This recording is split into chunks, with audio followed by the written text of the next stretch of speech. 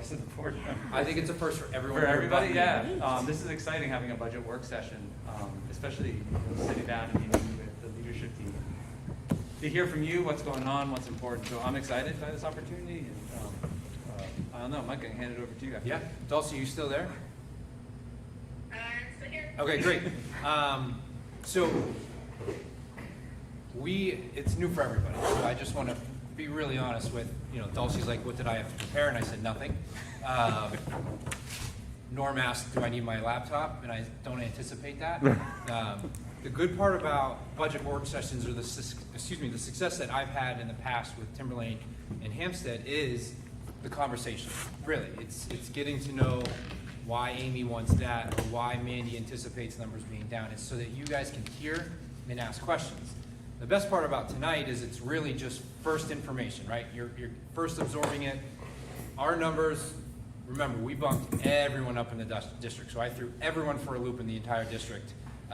So it's from everyone from office manager to teacher, it's really screwed everyone up. So our numbers are still rolling in. I mean, Michelle was updating today as numbers were coming in. So what you're going to hear tonight from directors and principals is really raw level information, right? So first input, we'll call it the wish list of what teachers asked for, and then we'll talk about how we evaluate it. You'll get to ask as many questions as you want, except everyone has to be home by 8. And then next week, when we come to the board, we'll do our first formal presentation, and then the board can have their board level discussion on how they want to punch a kick it. We get to come back to another roundtable and probably have some deeper conversations of, yes, we want to support that, or no, that's not going to make it. And then we come back to you at the end of October with a real formal trying to settle in on a comfortable number. Granted, things will change, DRA, all those types of things, but it'll give everyone in the community a really good idea of where we're going to be. It will help with our negotiations, meaning not help the negotiations, but help that targeting. And the Finance Committee, I thought it was a great meeting with a lot of ideas about how to move away from fund balance, other things that we might anticipate coming our way. So all this work's going to happen now, hopefully in October, so that by November it's kind of smooth sailing. As the other things come in, there's not going to be a lot of up and down. So any questions before I kick it off? So I've asked the principals and the directors, you're going to get an elevator speech essentially with the budget, kind of an overview of Chris meets with department heads, right? And they meet with teacher leaders, and the directors are kind of just forecasting. I have a forecast for the SAU that Michelle and I worked on. So as things come up, ask. The reason why I told Norm he's not getting these yet is because they're not finalized. So we're going to talk real macro level, and then by the time we finalize them, they'll come your way. So this is really just our information for the night. We can certainly share anything we need to, but like I said, these numbers aren't even accurate from when I printed at noon today. So we're going to go from there. And please understand, this is first level. So we're not locked in, we're not all that, it's just real first level. So does anyone want to go first? You want me to go first? So none of them have ever done it before. So all right, I'll go first, okay? So in the SAU, and Michelle, you can always kick me under the table when I'm wrong, but we're coming in relatively normal, and you'll hear me talk bottom line a lot. It's hard for me to talk about line by line because so much changes year to year. Now, when we talk about operating budgets, it's our day-to-day operations. So when we talk about coming in relatively level, and I'll pick on Amy again, her operating budget's relatively normal, but there's positions and staffing it's to me it's a different discussion, right? It shouldn't be the build. You understand when we're trying to talk to the community, our operations on a day-to-day, we've been trying to stay level. We're not, but when positions come into play. So more specifically out of the SAU, the discussions I've had with the board, and I've kind of had with the administrative team is looking at a district level curriculum instruction and professional development position. And we think that some of those deeper discussions will come out of the strategic plan, which is going to launch next week. We're moving forward with that. The curriculum and assessment committee that we're launching. So some of that, you'll get the idea of what that human being will do, not just specifically out of the SAU office, but K-12 systemically. So that's something that's going to be a deeper discussion, right? The next one is an actual facilities director. That's another thing that's been kind of coming up when we're talking about who's doing what, who's projecting. I had a great conversation with Neil, and Neil's like, that position would, the return on investment for something like that would just, it would almost essentially pay for itself, because that person is strictly out of the SAU. Remember, it's no hammer, they don't pick up the hammer, but it is forecasting. They should be the director, they should be the lead on the CIP with you guys. We've talked about parking and paving, that's their area. We had one in Hampstead, we had one in Timberlane. Ned talked about with district today, one of his. So that's an area that we've kind of talked about. Now again, if we're going to be ranking needs, it's going to be lower on the needs list, but we talk about the alleviation that would help with Michelle, right? If Michelle was no longer with her hand in that, it again lets Michelle be business and HR far greater than business HR, all those types of things. So coming out of our office, it's relatively normal. We talked about Panda Docs was another thing that we're looking to invest in. Which we're going to figure out some budget stuff, as Michelle and I talked about, like where I came from, access fees or things like that was not in the SAU, that was under the technology umbrella. And we've talked about trying to figure out where silos will go. But overall picture, Michelle, did I miss anything on that? Just a couple other things is that I put in as if we're going to get a single audit, so that it's like a $5,000 hit. Also legal, because of us being in with the lawsuit and just our legal costs in general without the lawsuit lately, that line you'll see has gone up. And everybody knows that debt service obviously is going up because of what was already done. Yeah. Other than that, I mean, as Mike said, it's pretty flat on the non-personnel side of things. Yeah, and I'm sure you have questions in a second, but the legal, we had a pretty good discussion about it. It's not just us, it's all districts, right? It's good to be a lawyer right now. But more specifically, how often we've had to engage with them is not typical. And will that trend go away because maybe issues will disappear? We're not sure, but it's better to prepare. And as we get closer and we see trends go the other way, we might be able to do that. But we've used almost a quarter or a third of our legal line already this year. So that just gives you an idea of the work that's coming out of our office. So that's my elevator speech. Now you guys know how to go from there. But so do you want to do one at a time? Okay. So SAU questions at this time. Yeah. Sure. Guys, have questions? I just have a question about so how is this fundamentally, so I get like Michelle picks up a lot of the facilities stuff, so how is this different from the person that we now have directing me? Yeah, so when you look at the person in that position, they're doing it has nothing to do with that. Let's be very clear. It would be an SAU level position, and we're talking about when we talk about what we'll pick up, we talk about Michelle, if you want to speak more specifically, but speaking from where his name is Jeff. All right, so Jeff, he would do. Right now, we need to update all of our maps for safety and the EOP, and so Jeff would be taking that on. It would be out of the principal's plate. He would pick it up. One of the biggest things he did is it's not the CIP, but it's more facility management. Is all that legwork behind the scene on. I brought up the door the other day. Remember we talked about, is that door going to be, and where did that go? And then I called Chris, and all those things that kind of go down that list. When you have a direct person that has everything. The other one we talked about is the safety walkthrough with the chief the other day. There were things that came up, and we're saying, okay, does that person handle that? Michelle has her hand in it. Amy was meeting with me. All these things that start to, take away from being a principal, business administrator, whatever it may be. It has that management piece on where they are strictly all things facility, safety. They would be the chair of the safety committee, not Michelle. Joint loss, things like that. It really helps alleviate that point. And again, the person that's in the position, it has nothing to do with that. It's that next level, right? That person we have is doing work, which takes them away from things that we need other people to do. So that would be the gist of that. Does that sound fair? Okay. Would that mean there'd be alleviated pressure from Michelle's current position that would open her up to do, instead of a 50-hour work week, she'd have 40 work? I mean, I kind of want to get a feel of, if we take that off Michelle, is it given her, do you understand what I'm Want to asking? speak for yourself? Yeah, I mean, it definitely, I do a lot of facility, not to Yeah. say that, the individual doesn't do a lot and others Yeah. don't do a lot. So that it definitely will alleviate, time and be more proactive rather than reactive on things too, is another big thing. Be forward thinking. Perfect.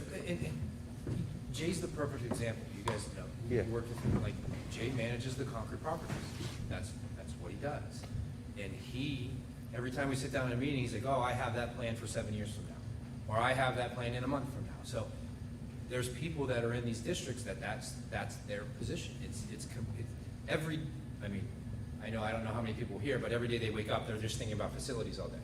So some people love that. So they would report to you, and Michelle would just focus on one part of the district, which she's doing right now. Well, I think that's the best line you could have said is, we're clearly reactive out of our office, Yeah, right? yeah. When a problem pops up, then we get brought in. Okay. There's not a whole lot of planning right now because she's budget deep. I've been working on the other stuff that's gonna go in. So, the person that we hired in Hampstead, they were previously the facilities manager for the town of Milford, so they manage the libraries, they manage the town hall, like that's what they do. We have 2 facility tours this year, our facility reviews by the state. Right now Amy's running hers, Bill's running his, like that would be the facility director, they should be managing that, let them be the principals, so that's what some of those that would be doing. Michelle, I had a question about the audit. Do we usually get a single audit every year, or do we get more than one? No, because, we have to expend $750,000 or Okay. more.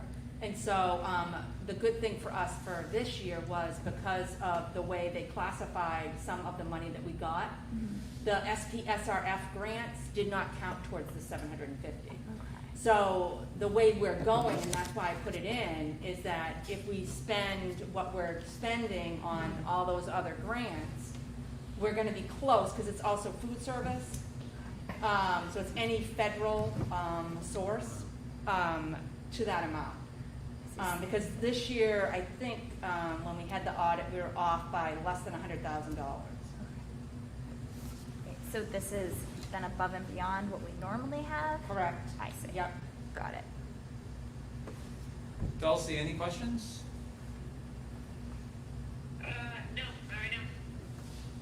Norm, you got your hand up there. I have one more question. We'll be off at 8, I promise. No.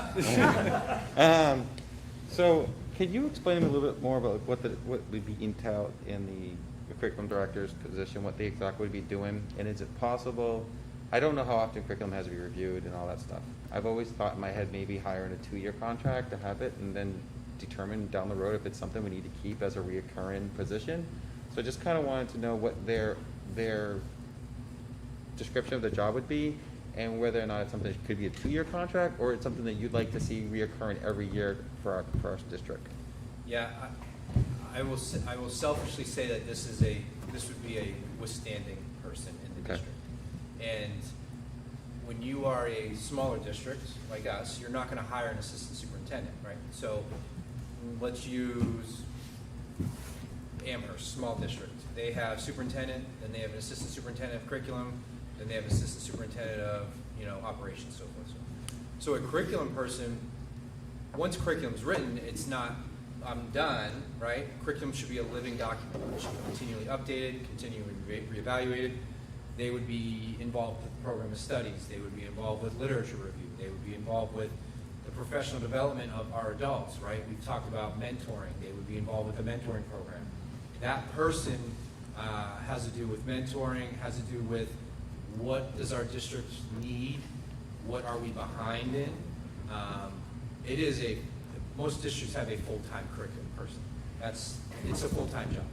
I went to the Southwest Curriculum and Instruction meeting on Friday, and I think I was the only superintendent in there because they were all the curriculum people for the surrounding districts. So I would say that it would help not just systemically, but I think the internal things that we've already spoken about, the growth of adults, in-service stuff, what we should be focusing on, would certainly help. I mean, that's some of the stuff, but it's a full-time job. That's great. That's exactly what I want to hear. Thank you. Can I ask a follow-up? It's not really directed at you, Mike, because I get the facilities director, how the impact that could have. So just curious from the building side, like how would a curriculum director help your buildings and your staff? Well, in measurable ways, probably. As you probably know, technically a tenth of my job, which is really kind of silly, was to do the curriculum piece. And all it really involved is helping to run curriculum council, helping to get Rubicon going. I dealt a lot with both Matt Krogman and I dealt with the summer curriculum and spring curriculum, so there's, some of that getting workshops together. But the reality is there's nothing, I mean, it's like an added part when I can get to it, frankly, especially this year with construction and everything else. It's been an interesting year running Harold Barton. But speaking for myself, this is a person that can help lead initiatives into different areas. So let's say the elementary schools are looking at a math program. I mean, they would help deliver that. They would do some of the research for that. They would help maybe lead a committee. That person would go to the CIA meetings and they would know what's going on in the state, what's going on nationally. They would have some time to research and think. And a lot of it's reflection too, because research is changing all the time and practices. So that's just a piece, but I would agree with Bill at the elementary level, what that person, and as Mike talked about, I know people that are in this role, other colleagues, people I've worked with, people that you connect with. When your job is just curriculum instruction and assessment, it can be really cohesive K to 12. That if you're looking at, what are the core things that we want kids to know and be able to do when they leave the elementary school, Maple Street, head up to Chris, that K to 12 perspective. There's just no replacement that, woven into our jobs. Of course, we're going in, we're doing evaluation. When I was a classroom teacher in Bow, when we finally got a curriculum person is when things really started to shift and we started to do more innovation in our classroom because there were people there that could provide that feedback and it wasn't evaluative. Like when I'm in someone's room, I feel like there are going to be people with mixed feelings about that. But when the curriculum person would come into my room, he would give me real feedback about my instruction that would change what I would do the next time. And it just is such a powerful position. And as a former math teacher, having your assessment, someone that is constantly looking at the data and honing our instruction, there's just, and that's their full-time job.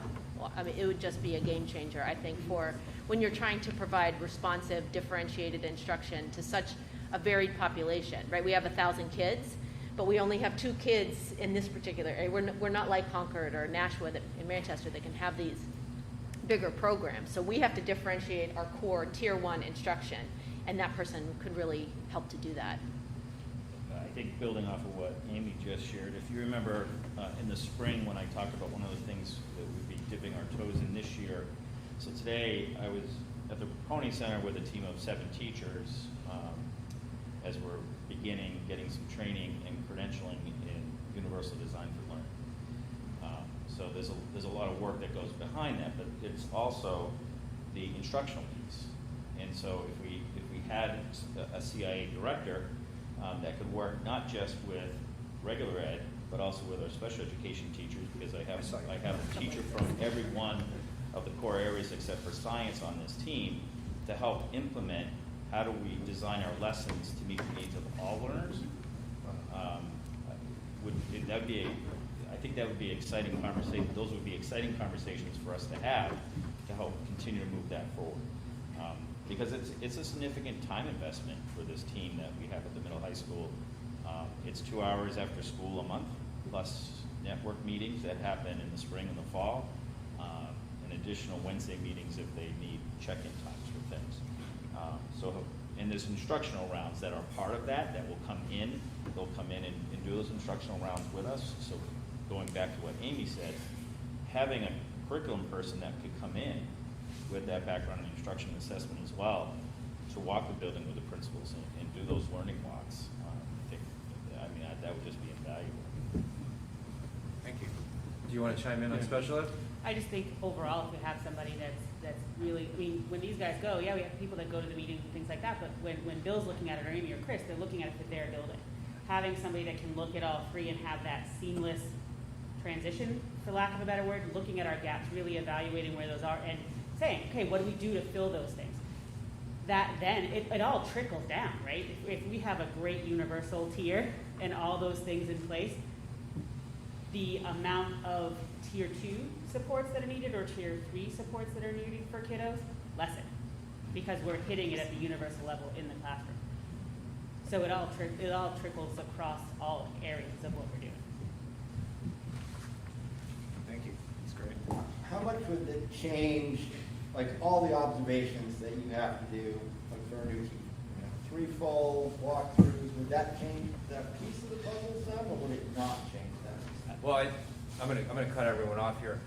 I meet with the membership quite a bit. I think we want to reevaluate that whole plan, and that curriculum person would be the leader of that. In working with what's the appropriate amount, what's too much, what's the value in it. We want to make sure that that would fall under the professional development. So that's another plan they would tie into. Yeah.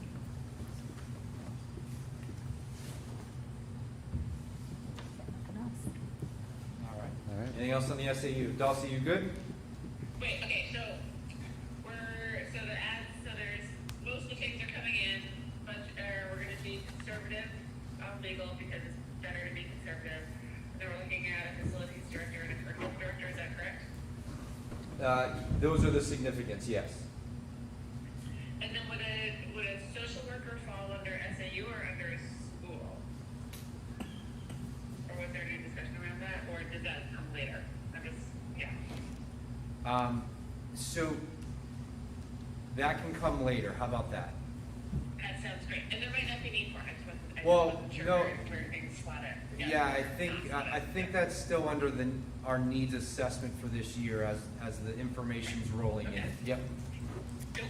Okay, fabulous. Thank you. Perfect. All right. Can I ask one more question? Yeah, that's why we're here. Perfect. What has been mentioned in previous years during budget discussions in the SAU, but you didn't mention is an HR support. So again, I'm just curious. I mean, you can't have everything, right? So your list can't be that long. So I didn't know if that's still a need. I'm assuming it might be, but just I'll stop there. Yeah, so I think with restructuring, it gives more opportunity for myself to be more focused on some of that stuff, to actually make some changes in that area as well. And we've kind of already started minor restructuring. I'm working with Michelle to give up more, but Jody is now Michelle's Right. person too. Yeah. So Jody has started to take some of that stuff on. When we needs assessed facilities versus HR, I think it's pretty clear that alleviating facilities from preparation, forecasting, documents, all that would allow, again, more of a BA HR, which those positions exist more within the state than BA HR, facilities, transportation, so this would be that first step. And I think if this were to go into play, we would evaluate, no one hires part-time HR anymore, right? Or do you look at more supportive staff rather than an HR? So there's other ways to help alleviate, but this would be a big first step. Thank you. You forgot substitute teacher. A couple times last year, did you teach 7 classrooms? No, that's one thing. I've subbed in food service and I've subbed for custodians, but I've never made it to the classrooms yet, but I will. Tomorrow's your day. Every That's now it. and then. We're just gonna say every now and then we need a bus monitor. It's a short I drive have done the here. bus monitor too. Okay, well, That's right. again, I'll do that. Mike, when we dig deeper into those positions, let's say we have that board discussion, will you kind of give us like a feel for like what that would be funded at for like a specific level? Okay. We have projected numbers. Okay. Again, this is the Yeah, perfect yeah. discussion, right? And then when we come and say, all right, it's gonna cost you $500,000, kidding, but Yeah. do you know what I'm saying? Yeah. I don't want the numbers to get away from the discussion. That Because makes sense. that's what people will grab. They'll grab the number and say, what's the value in this? But when we just talked about the value, then you place a number on it. Sounds good. All right, we'll go, Bill? Sure. Sure. You made eye contact, your fault. Oh, Bill, before you my- start, yes. Dulcie, I'm going to move you over towards Bill so you can hear him. He's more important than us. Oh. Is that a statement about the Red Sox? Over the Yankees, maybe? Thank you. Hi, Dulcie. So, no problem, that was nice. So the theme for the Harold Martin School budget is relatively simple. It's regaining lost instruction. The pandemic, I think, hurt Harold Martin more than any other school. And clearly, it hurt elementary more than any other area in this country. If you think about it, it began in March 2020. So that was a loss. I hate to say it's a lost spring. That's what's been written. But I mean, for some kids it wasn't, but for a lot of kids it was. Because we weren't as good at remote learning in March anyway. So we might have gained a little bit during the following year in terms of remote learning. But then last year was just a bizarre year. I mean, it was hybrid at times. It was all in at the end, right? It was remote for a lot of it. It just was a really, really tough year. And we're seeing it now in our initial data. I'm not ready to present the data, but I can tell you that kindergarten, which lost any preschool possibilities, which these days is pretty important, they're not scoring great right now. First grade is hurting, second grade less so. Third grade looks pretty good, actually. But if you think about it, there's a reason why. It's because they were older during remote learning. They were just more mature and they could handle it.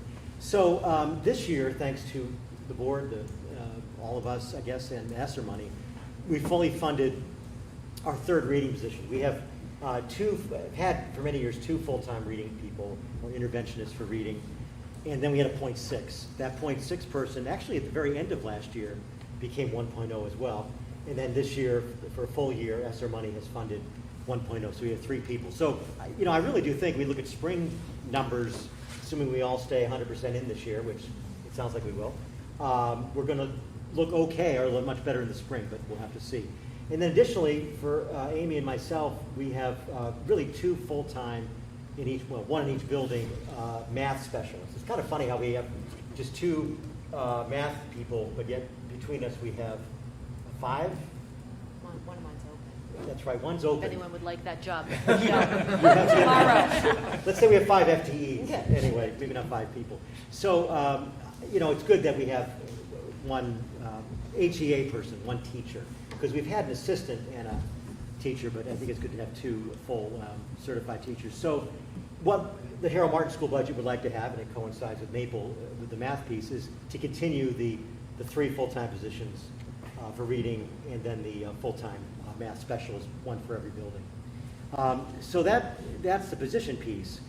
The other big piece, and I guess in the grand scheme of things, it's not a ton of money, but it is for us. It's a major increase for us. We'd like to really invest in our reading lines.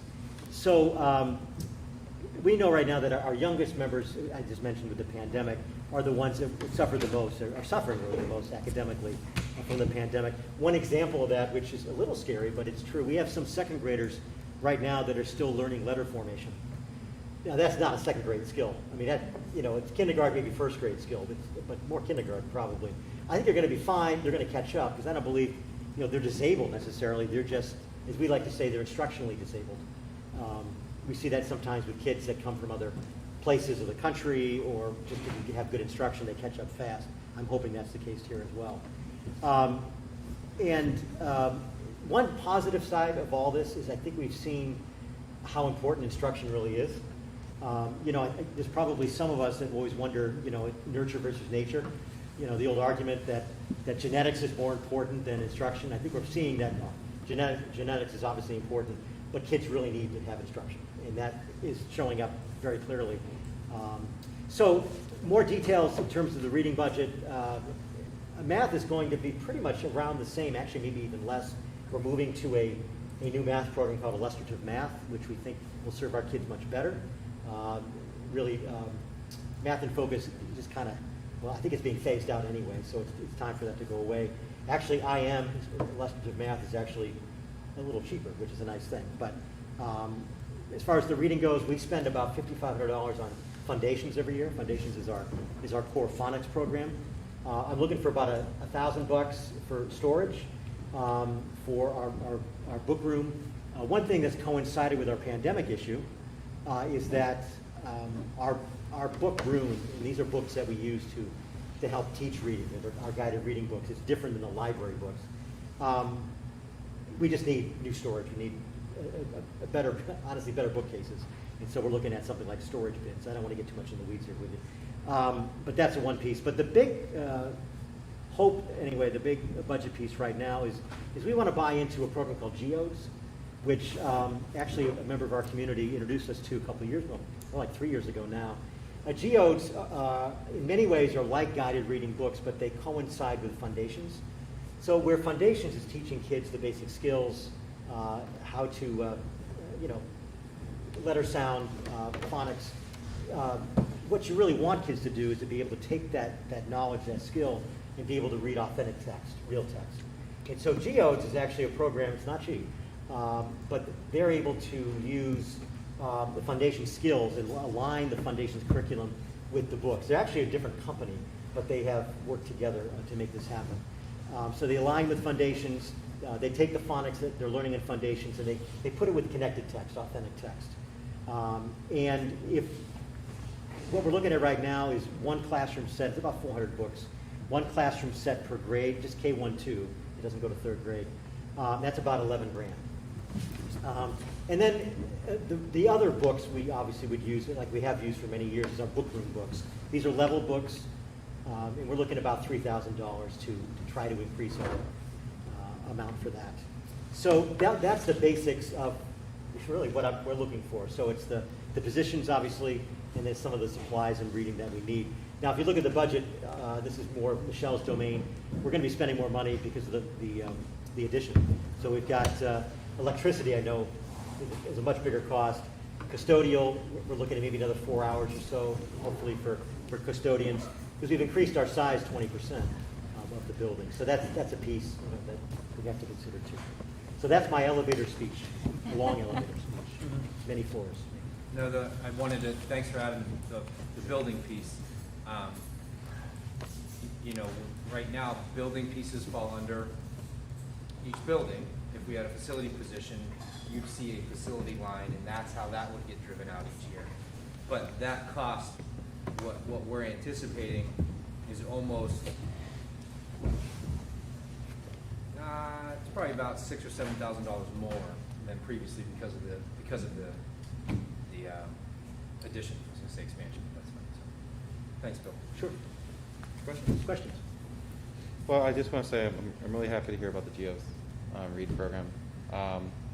It's something I've actually did a little bit of research on, actually think would be a benefit at some point. And I'm very happy to hear that. I really am.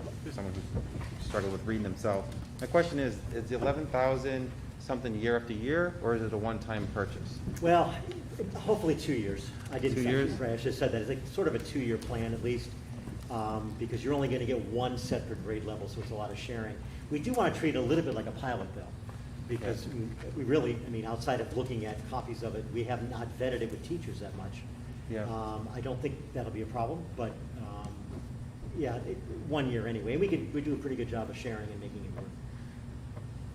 And was this the first time that you felt during your whole budget process to bring this forward, the GEOS, or do you think it was like you need to do some research on yourself to say, hey, this is something I want to bring to help? Well, I think mainly Liz Cannon is our literacy Yeah. coordinator. She and I have talked about it for about 3 or 4 years. Yeah. After first hearing about it, frankly, it was a little cost prohibitive, we thought. Yeah. And it's still a lot of money. And, per book, I guess it's probably not far off. But, one thing that comes with it, too, is each one comes with a lesson plan. Yeah. I can't say it's a program, per se, although it's closest we've ever gotten to a reading program, probably. But if you look at the lesson plans, it's not just, phonemic awareness. It's also dealing with comprehension. A lot of content. As a former social studies teacher, it's a lot of nonfiction, which is something we really want to push more, I think, in elementary schools. Kids love nonfiction, whether it's science or history. So, no, we've thought about it, but I guess we're thinking between ESSER money, which is always a possibility. Yeah, it's about $3,700 a grade. Right. GEOS. So it's $3,700 a grade. Do you have any experience? I'm sorry, I'm asking all the questions. You guys can hit me anytime you want. Yeah. Mike, have you experienced that with other school districts with that? This was a new one for me. I've never Okay. used it. All right. Yeah, we haven't gone that deep to look at other districts, but because of its, I can tell you Foundations is, I don't want to say this, but I would guess it's in more than half the districts, elementary schools in the state. And so this aligns with that, so my gut is, it's probably pretty, It's probably coming around. probably.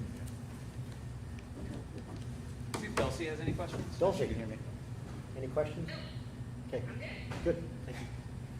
Bill, can you remind me, so I know that the third reading specialist we covered with ESSER funds. Did we cover one of the math specialists with ESSER funds as well? We did, yeah, Okay. the whole position.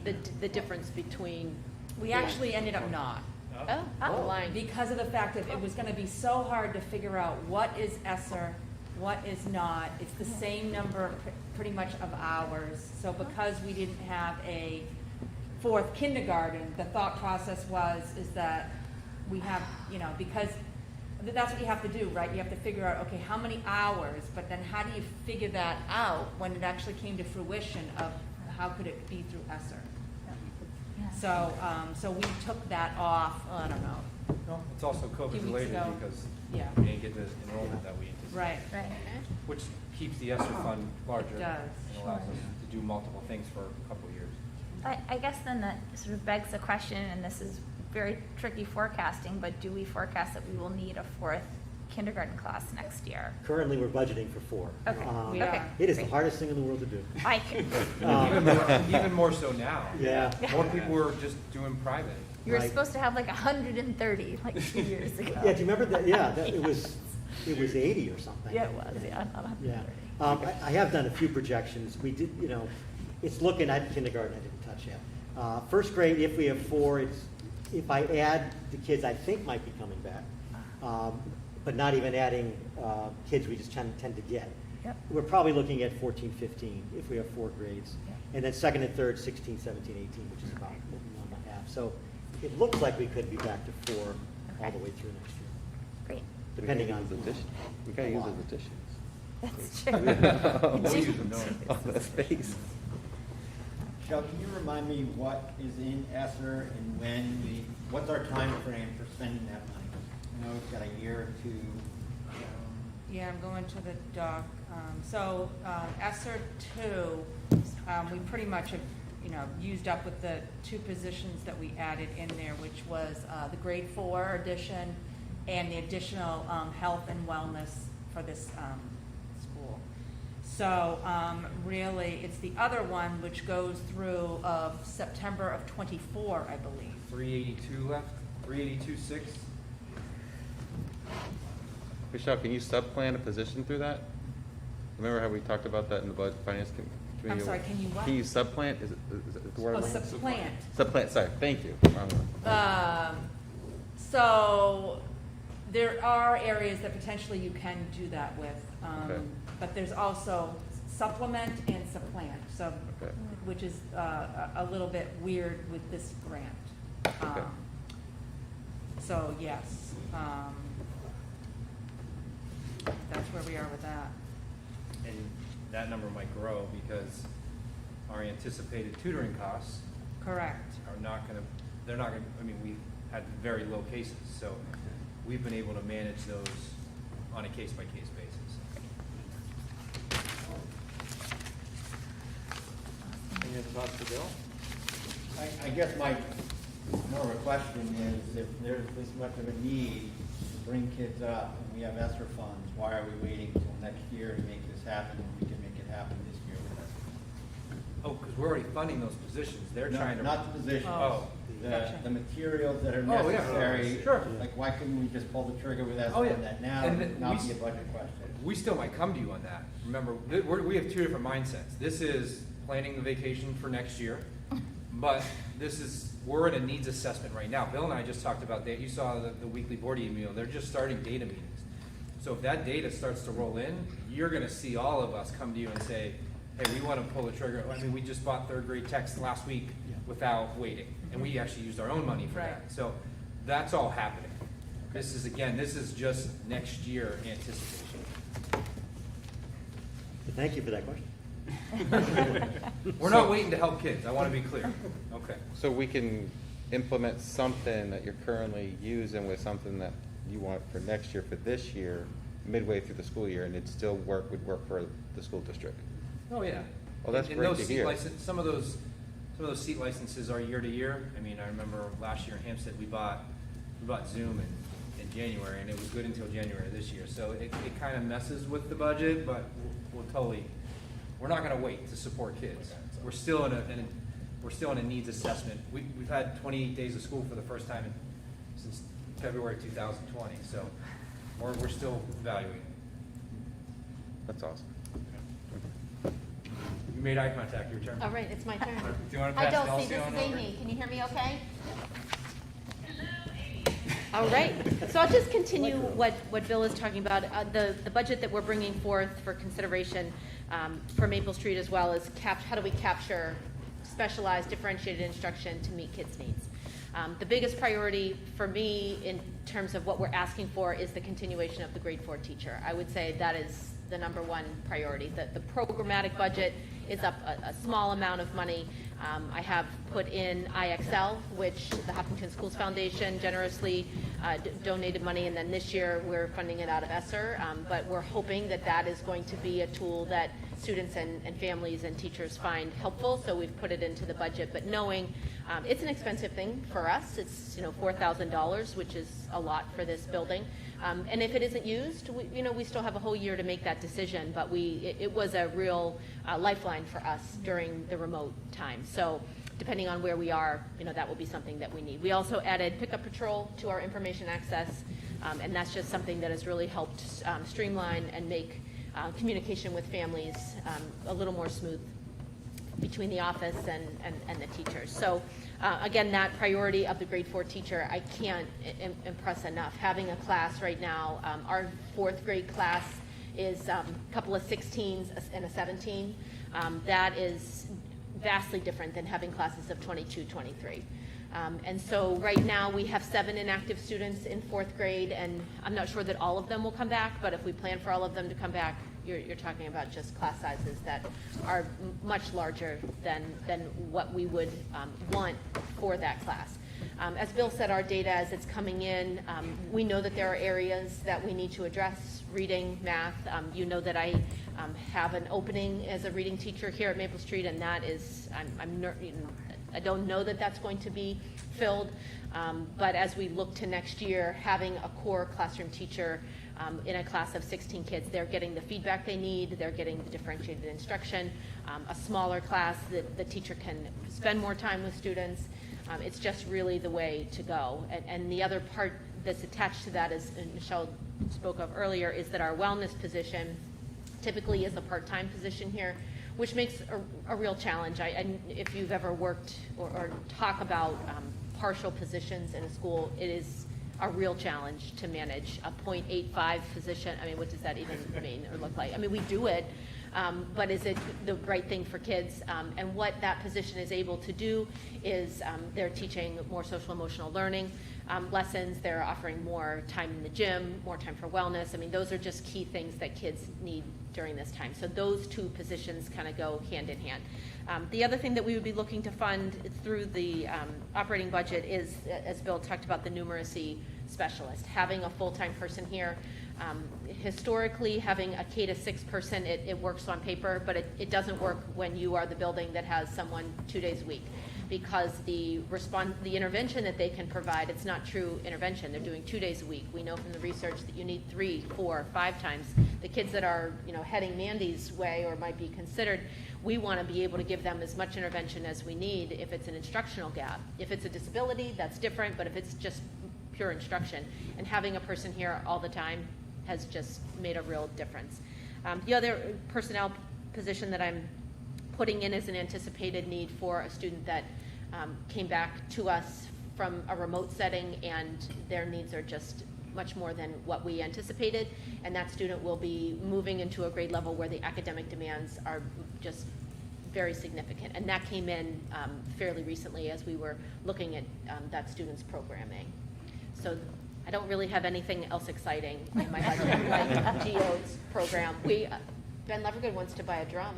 I think you should. I think you should. I think you should buy a drum. Bang on the drum. Yes. So, questions for me?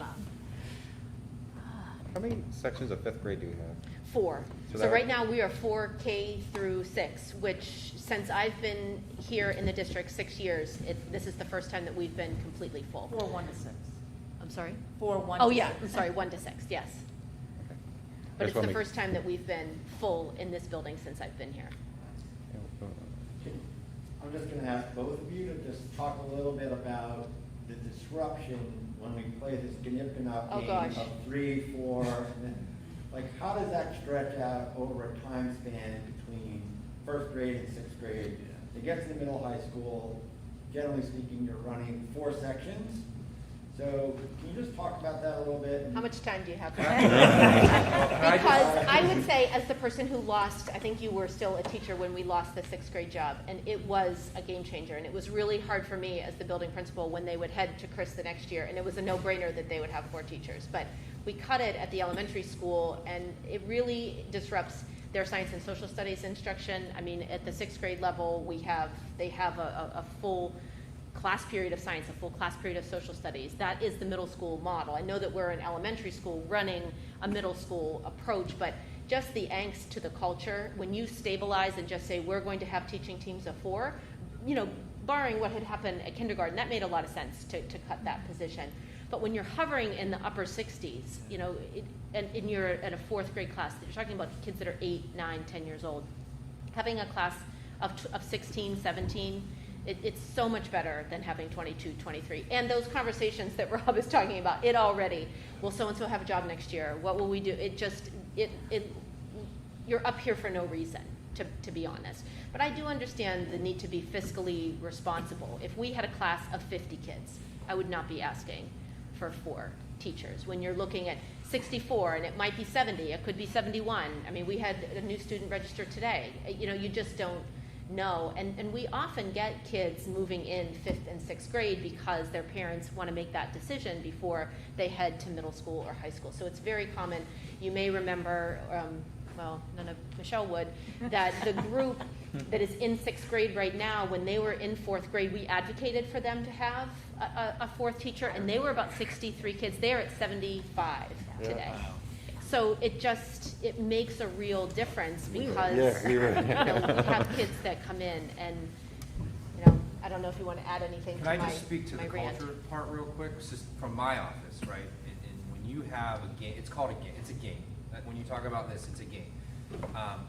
What it does for us out of our office is, Amy said, anxiety levels of teachers or professionals. It also, on the market, when we're posting jobs, it limits people from applying because they know, they're smart, they talk that, well, that might not make it next year. They've been doing this in and out. So from our office, it impacts our hiring and recruiting because they know that once that grade moves up, they're going to cut that position from this building. So the quality of candidates that you're getting can also be a challenge. And we talked about retaining and retention and all that. So from our office, it actually impacts us as well on how we can maintain throughout the building. Sorry, Bill, I cut you off. No, Amy spoke completely for me. We've experienced this together. At some point, you don't want them too low. I mean, it would have been maybe 11 kids in a classroom with kindergarten 11 or 12. At some point, it's too low. You don't have enough diversity in the class. But it feels like, in talking to Mike and knowing this board a little bit, that if it's on the edge of do I or do I not, it sounds like, I'd like to think anyway, the community would say, no, let's keep that position. It's safer. And I think, right now, the first grade team, I think they're a little worried about 3 kindergartens. What's that going to mean for first grade? So, yeah, you're speaking maybe as a teacher in some respect. It's hard. Yeah. Just watching it and seeing what happens, but then here's a much harder question, right? Because there's only so much money around. So would you prefer to have 4 per grade level and reduce your numeracy specialist where you're sharing again, or go back to a numeracy specialist and an assistant again, versus keeping 1 and 1 in each building? If we have to get to that point where we've got to make some decisions, because dollars are dollars. For me, it would be the classroom teacher. Yeah, me too. No hesitation at all. Yeah, in general, depending on numbers, but in general, yeah. Because if a student's core content, their core instruction can be solid and responsive to where they are, the need for those other services diminishes. It should. Yeah. The RTI, the response to intervention instruction, should, having a smaller group with a core teacher every single day should drive the need for intervention down. And I guess if I had to even go, beyond that, looking at how do you structure your specials, there would be very little that I would not bargain for that teacher, to be honest. Wow. Great question. I had I'm like, who am I talking to? I forgot. I had a totally unrelated question.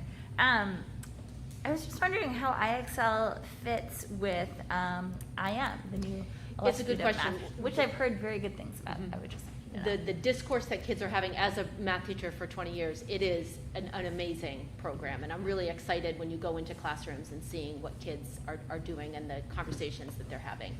I don't think that it is a match for match. Some of the other programs that we looked at, iReady, has its own computer program. This doesn't. Okay. But what IXL does have is a really robust way that when students go in and they complete a certain set of topics. Now those topics can be aligned with what's happening in IM.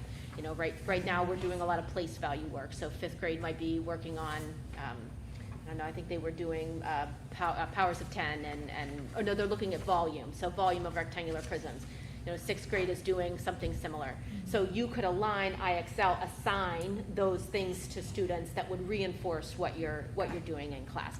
Those core content per grade level, that's going to be pretty spot on no matter what kind of additional supplemental program you're doing. 5th grade math is pretty similar to 5th grade math. But what we also really like about IXL is once a student has done a certain number of seat time, they can get a sense of where that student is skill-wise, and then that has what we can use to create our WIN groups or our intervention groups, because they create those groups for you and with you within, so then you can also use it as a progress monitoring tool, which is really powerful. You can assign, these are things that you still need to work on, here you go, and then we can use our Ames Web as our second piece of data, and then the triangulation of the data, you can use the IM assessments that are coming. So it just is a really powerful tool.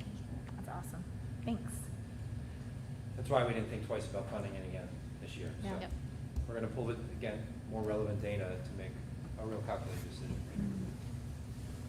Can I ask one more question? Yeah.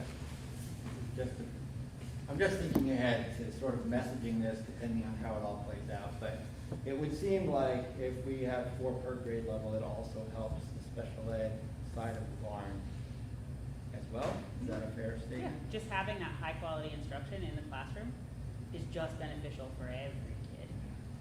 It might lead to that, that tier 2, that RTI, I just need the intervention. But knowing that the high quality instruction happened with the opportunities for that differentiation and things like that, that'll impact all kids in a really positive way. Most referrals, highest percentage of referrals start to come 5-6, 4, 5, 6, right? So if we're able to intervene and have intervention now, less are going that way. And that, having that teacher provides we'll keep talking about interventions, it makes a huge difference, it really does. I think that's an important part for us as a board to communicate, because as we sit at school district meeting and you hear people my age, older, that have come from schools where there are 25, 30 and don't understand the diversity of learners that we have. Yeah. That's, Manny and I have talked about how the special ed communication through this process, we need to continue to communicate how significantly it has changed from when you were in school, even when I was, whatever it may be. It is just higher referral rate, higher 504s. I mean, it's just, that's a fact, that is data. So knowing that if you have this constant baseline of students with classes, then it's going to help support that. I have one little question about the shuffling of, remember how you mentioned it's hard to hire people based on the posting and stuff, not knowing what's going to happen with the job? Do you mean that one and done, or they may be teaching 2nd grade this year, and then next year they may be moving to 1st grade? Oh, we move people, that, cross grade is fine. Yeah. But having them, it's not that, it's literally knowing the position is on the chopping block. Okay, There are- year after year, okay, Yeah, all right, there got are it. districts, I can tell you 2 of them, that when they post the position, you're like, no, that's only a year. They don't post it as a year. Yeah. But anyone that, in New Hampshire's small, when you go to the conference, they're like, that's just a year. You know, so that's the stuff. We've gained a little bit of a rap for having floating positions. So it's more of a culture thing, kind of. Yeah, okay, all right. Nice job, Amy. You want to move Dulcie? You want to pass her down? Pass Dulcie to Chris. I didn't make eye Passing you to contact. Chris is doing this. Hi, Dulcie. How are you tonight? Super duper. That's- You're here in spirit and in voice. That's great. So this year, sorry, Dan deserved this. We maintained our undefeated status. Oh, there you So go. we came back. Great. 3-1? 4-1. Yeah, sorry. So overall, the major driver in what has been brought forward to me by the department chairs is really in positions. And our overall operating budget for the middle high school is actually down from where it was last year. So the department chairs over the last 5 or 6 years have continually to work hard at making sure that they're really taking a look at what their supplies are and what their requests are. It doesn't mean that they're still requesting things like textbooks and things along those lines to support the curriculum that they want to deliver. But we've done a much better job over time at really looking at what is necessary. So I just want to give them kudos for that. Director of Curriculum Instruction would also be managing new texts, like they'd be inventorying. I'm just keep pulling them out as that person in charge. Keep it coming, I like it. And I want to also, just compliment just the teachers who are also reporting to the department chairs, because they're also still working towards how do we still deliver a high quality instruction, and how do we get a budget to be responsible but still be able to offer that to our students. In the area of business, it's probably one of the larger percentage increases for Kate Beckman. She doesn't really ask for a lot. So when you see that, you see those numbers, you see that her numbers are probably up larger than what we've had in the past, from hundreds to thousands. And that's really because she's trying to work towards developing, a workspace for our students that have a main table in the beginning. If you haven't taken a look at the classroom, you would redesign that classroom. And so there'll be a workspace in the middle of the classroom that will allow for her to teach some physical computing, so it's an interactive, where they're able to do some programming, because we want to expand that as well in our school. That will then allow smaller robot types of things to do the things that we're computing them to do. So, but there's some money that goes behind anything around technologies. So when you see the numbers, you'll start to see some of those pieces.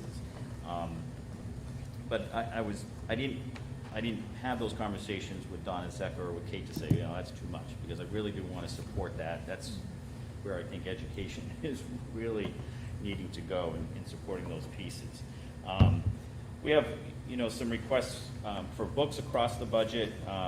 English is asking for additional funds more than they have in the past, but that is to support our middle school budget for English, to support our supplies, and what we call bear books for our poetry and journaling unit that Mrs. Walton does in her class. But our middle school books and our high school books in English classes, they're pretty tired. They're pretty tired. A lot of times they're paperback. They don't last as long. Some of these paperback books are 8, 9, 10 years old, and we utilize them for middle school. They get torn in the backpack. They get beat up pretty quick.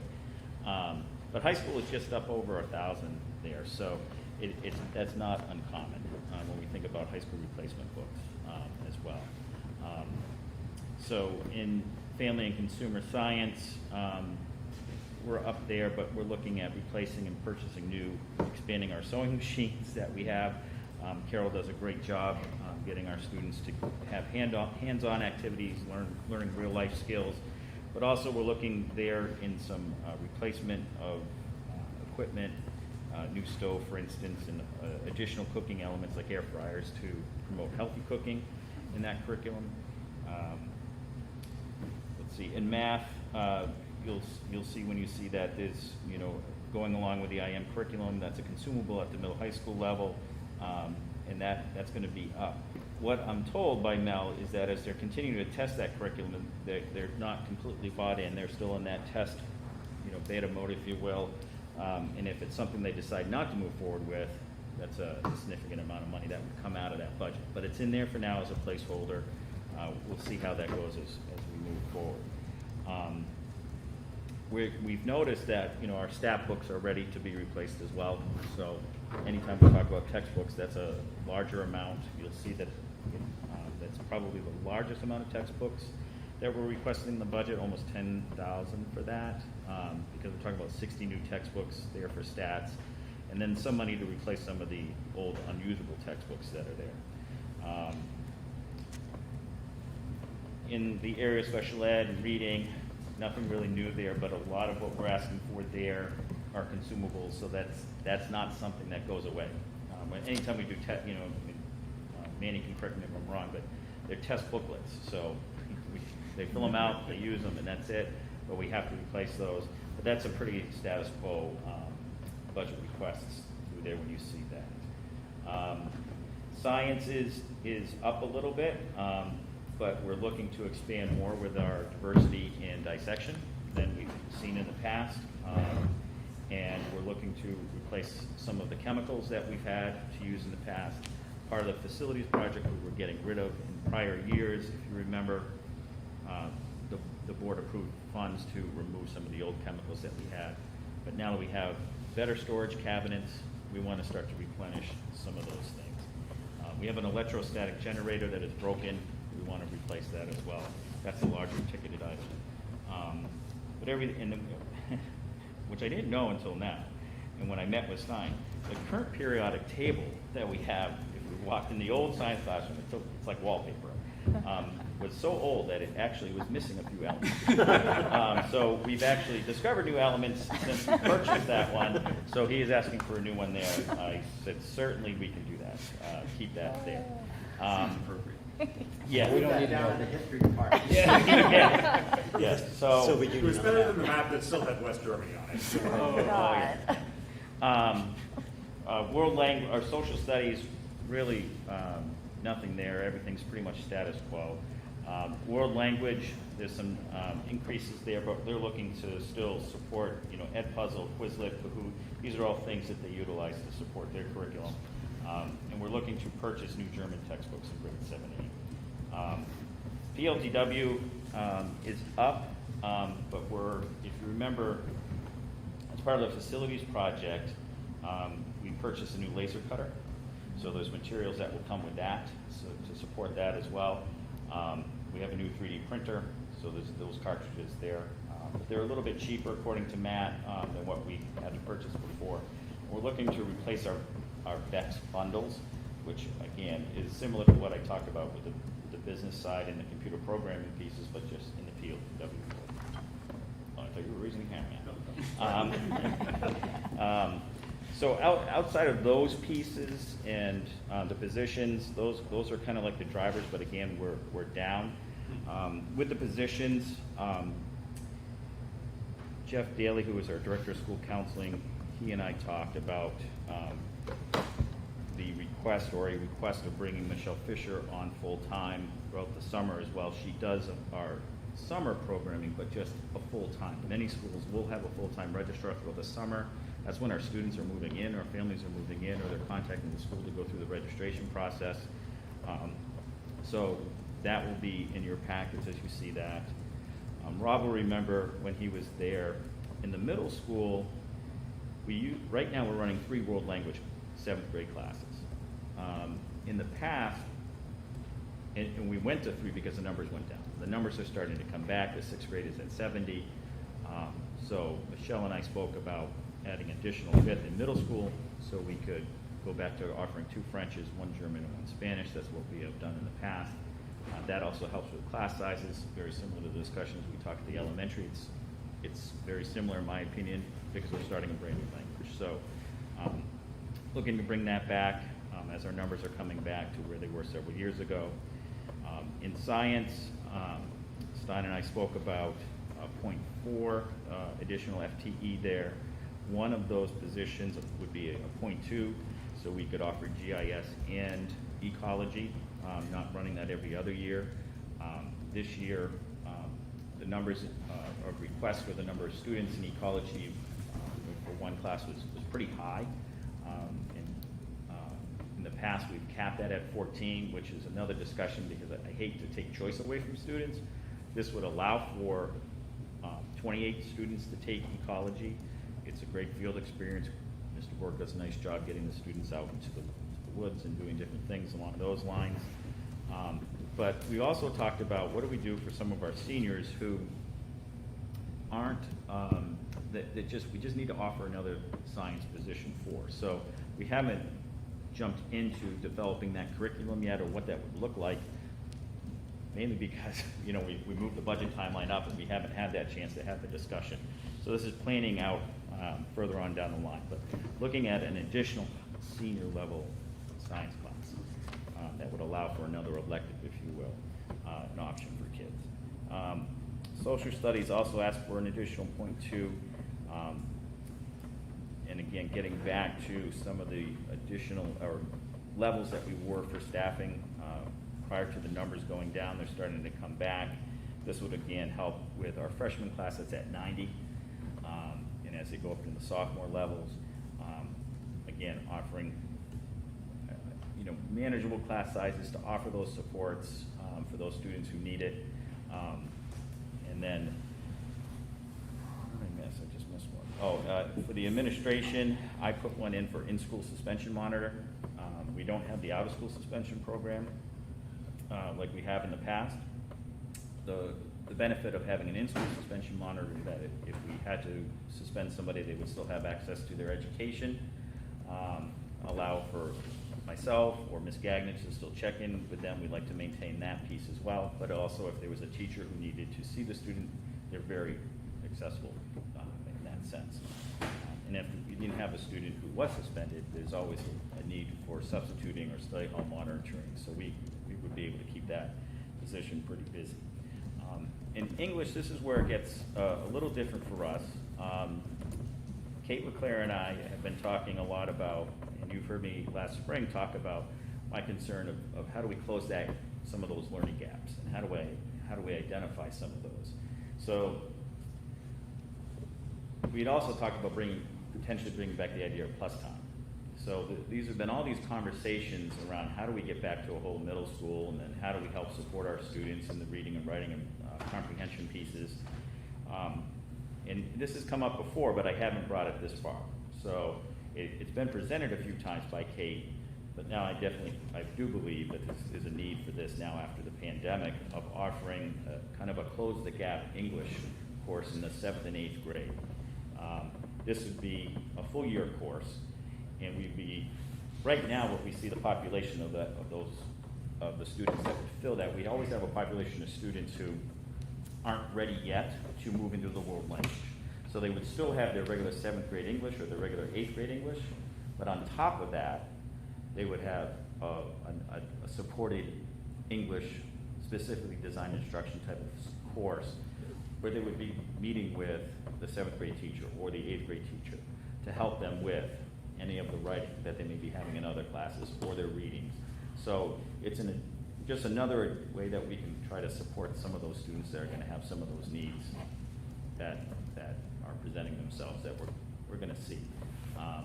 I know that Trish Walton has had a lot of conversations with the 6th grade staff down here. She's been working hard to align those curriculums, so she's getting a better idea with the conversations that she's had with the teachers down here of what some of those needs are.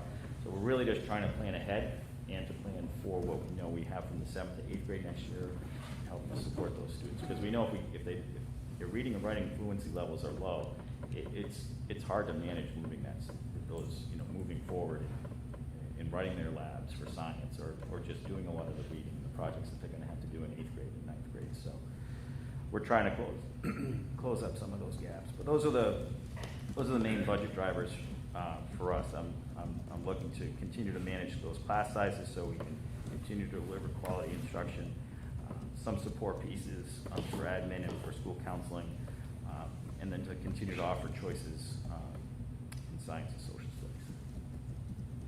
I just want to jump in after Chris. Nice job. Is, you know, going back to we're still in a needs assessment now, and Chris is identifying some of those areas at the middle school more specifically. So if we need to, again, tap into ESSER at some point, we might be coming to you guys at that point. But this is just forecasting, right? Who's coming up in 6th grade? We've had those conversations. What's that grade look like? So, again, sometimes you're trying to predict the future and you have no idea what it's going to look like. But these are some of the things that finance, we chewed on positions. So it's going to be, we're going to have some decision-making conversations. But I told Chris to come and present it all. Like, say it now. This is what people want to hear. So. Questions, thoughts? Looking at you, Rob. I have a long list. Dulcie, do you have any questions? Well, I'm still processing. I have a little bit of listening feedback from whoever on my side, but no questions right now. Thank you. Okay. So I guess the big one to lead off, Chris, and this is no surprise to you because I think I talked about it when I was there, is, you know, getting away from the kids sign up driving FTEs. How many positions do we have, et cetera, versus going to, these are the courses and the programs that we run every other year. Every year we're going to run 4 sections of, you know, freshman in American history, that kind of thing. How does, if we get to that point where we say, this is the program of studies, this is what you can expect, how does that change some of this dynamic? Does it change that dynamic? Well, if we look at the social studies and the freshman class being 90, I think what we're looking, right now, many of our freshman classes in social, they're maxed at 24. And after a year of the pandemic learning model, our teachers are really just working really hard to get them back into. So for example, I was with Jeff Merrill today. One of the things I said to our staff at the beginning of the school year is that I think we'll have 2 months. We'll have 2 months of things are okay, kids are excited to be back. November 1st, they're gonna hit a wall. The staff today, we were just talking at lunch, they're hitting the wall now. And so 24 is, I think, a lot for freshmen coming back after being gone their entire 8th grade year. Now, is it gonna help where if those numbers are down in their sophomore year? I think so, because I still think we're gonna be 3 or 4 years of catch up. Just me. I haven't read articles about that. That's just my experience and just working in the schools here. So we're moving up the program of studies timeline in those discussions. So I believe we're going to be talking about some of those discussions, and involved with those are just, how do we determine honors classes as well? Because, you and I talked about that when we worked together, the number of students in honors versus not honors. So I think it's a pretty deep conversation that we're going to be getting into pretty quick. In the middle school, like I mentioned, we're just trying to get back to where we were before. We cut back on world language courses. If we don't have a program of studies for middle school, but we have changed our pedagogy and our approach with the organic world language approach. There's a lot of movement in what they do.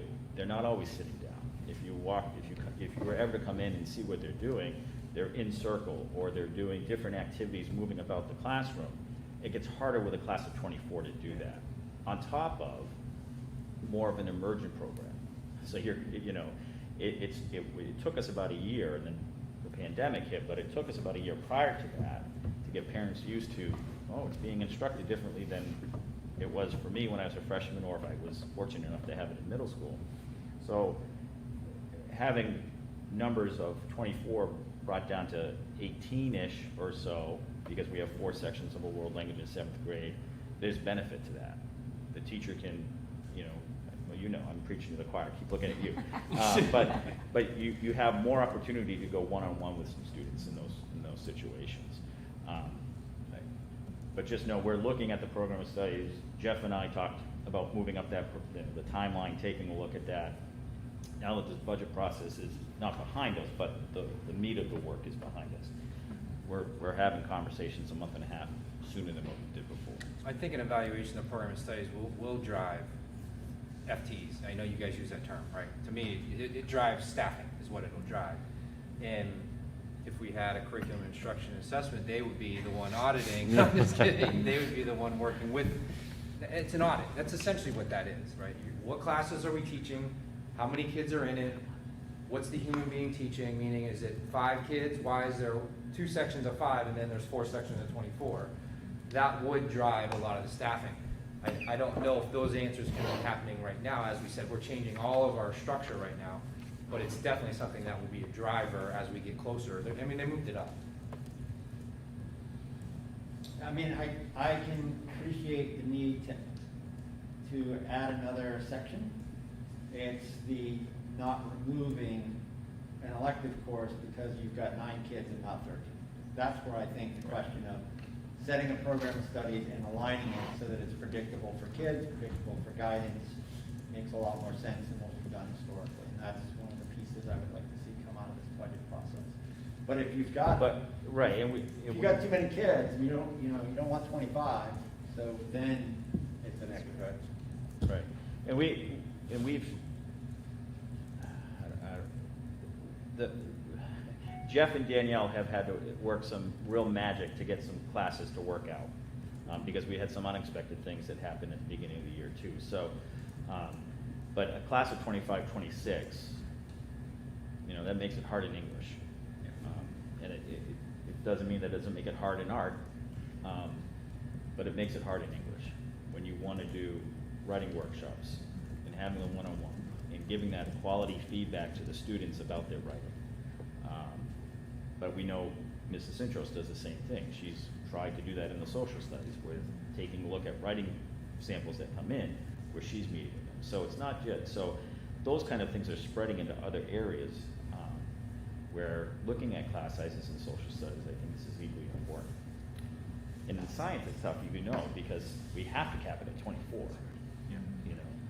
That's state, that's all driven. So, happy to discuss more as we go through. So just a couple of quick specific questions. So the Close the Gap course in the Yep. middle school, that would be in lieu of those kids doing world language? Is that what I heard?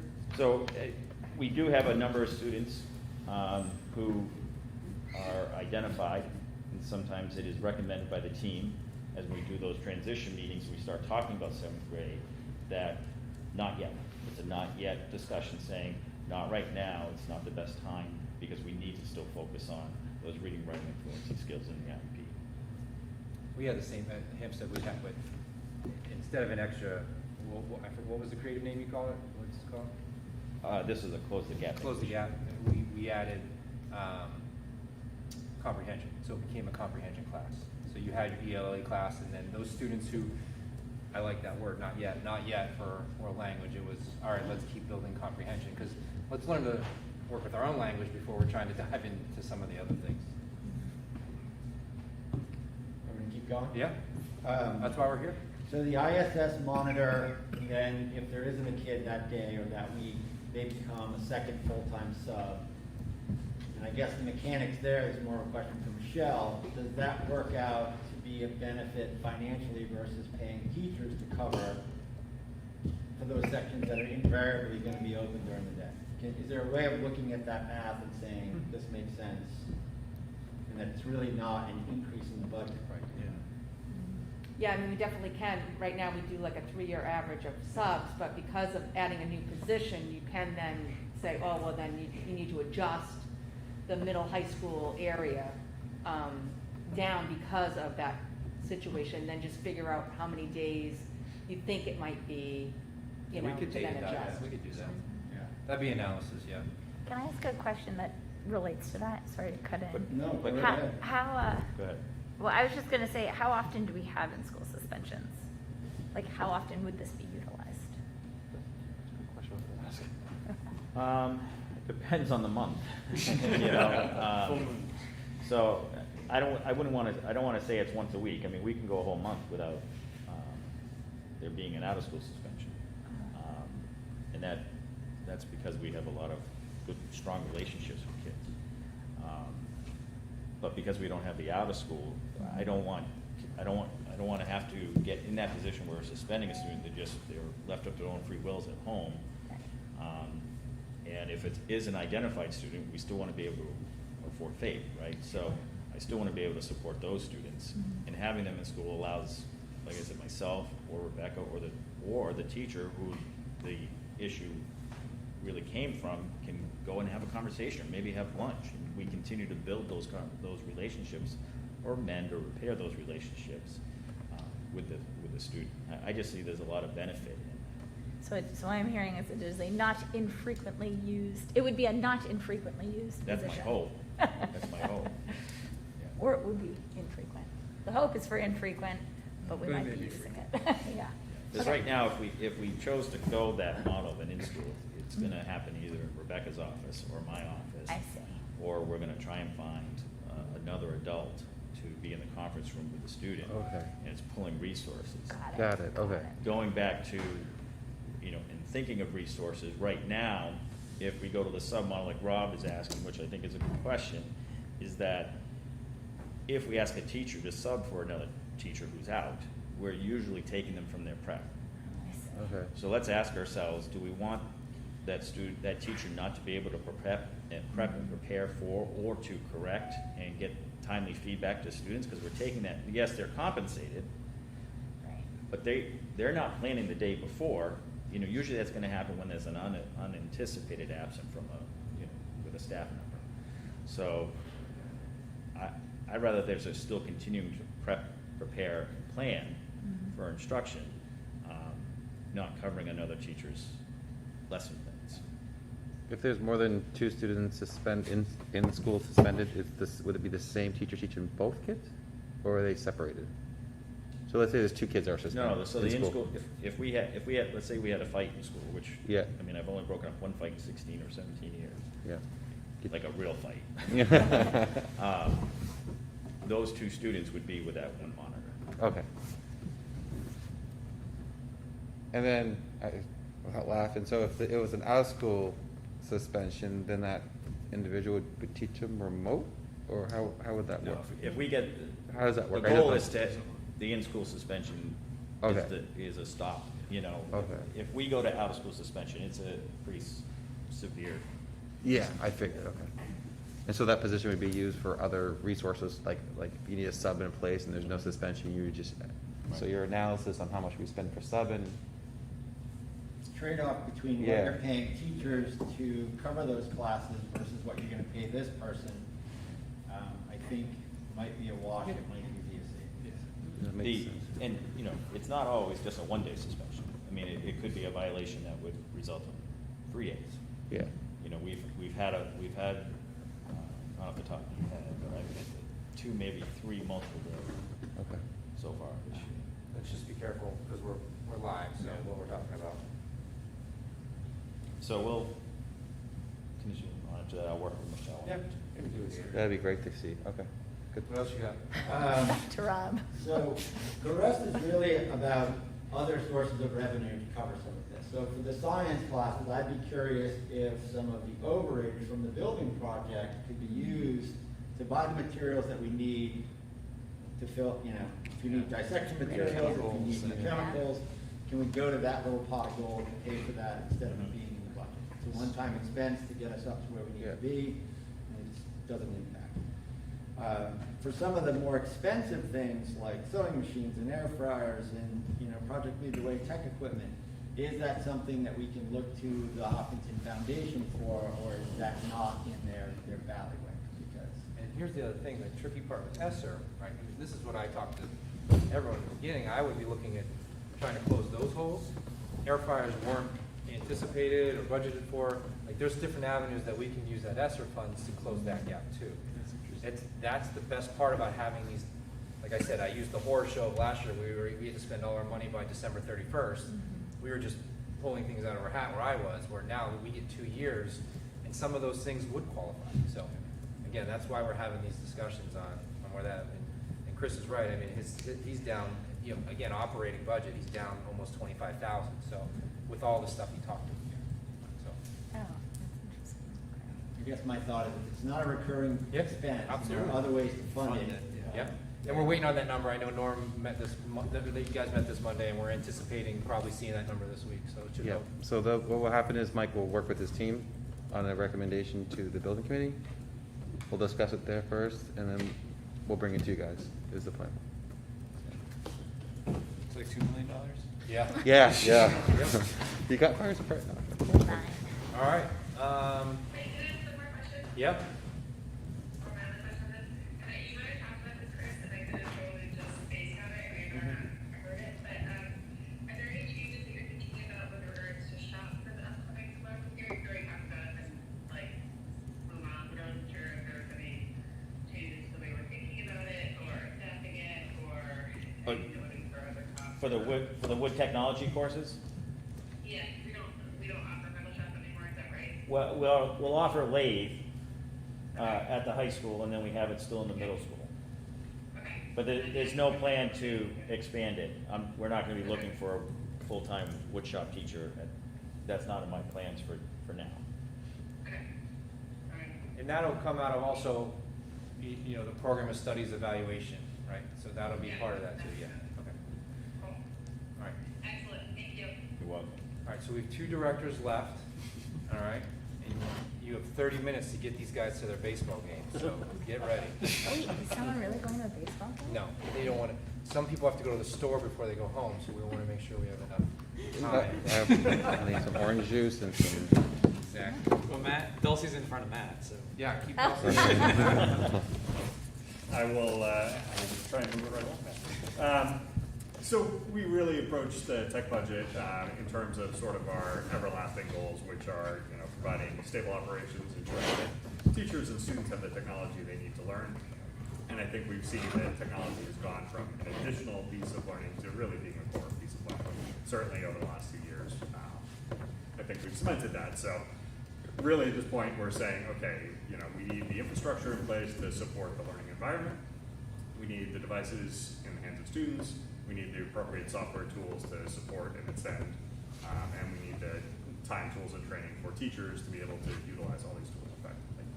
So starting from that point and then saying, okay, you know, we have an ever-marching risk of obsolescence is part of the just dealing with technology. And so trying to manage that risk in a financial package is really looking at, okay, where are we coming up short? And, you know, as I mentioned in my beginning of year, our strategic planning usually runs 4 years out, and it felt like we never got more than 4 months out for the last year and a half. It's just been a remarkable time. So we're really trying to say, okay, let's return to our normal thing. Let's look at what our usage pattern changed. We've deployed a new one-to-one program. How are we going to manage that? So because of that, I think you'll see relatively large shifts in where the spending is in the budget, but the funding is about the same, or relatively close in the ballpark, certainly. So we are not looking at new positions. I'll just say that. We are still evaluating, you know, we made a significant change last year where we reduced by 0.6 and then extended certain contracts to be full year contracts. So that's certainly still in the evaluation phase. But for now, we're continuing that program. There are a lot of reclassifications. When you see the detailed budget, you'll see those. So I'll just mention those up front. That's really just more realigning our current practices to what the recommendations are as to how they're recognized. The one-to-one program is in an interesting place. You know, as we know, we had a single large purchase. Financially, we're still trying to account for that over the next couple of years, since those devices will need to be replaced in bulk. Hopefully we can get off that cycle. This year, we actually have a relatively large number of devices that are reaching their end of life. So we're actually at the point where we don't necessarily need to put a lot into the savings fund, because we're buying about the right number of devices for our program because of that sort of bulk obsolescence of our older Chromebooks that we're still utilizing now.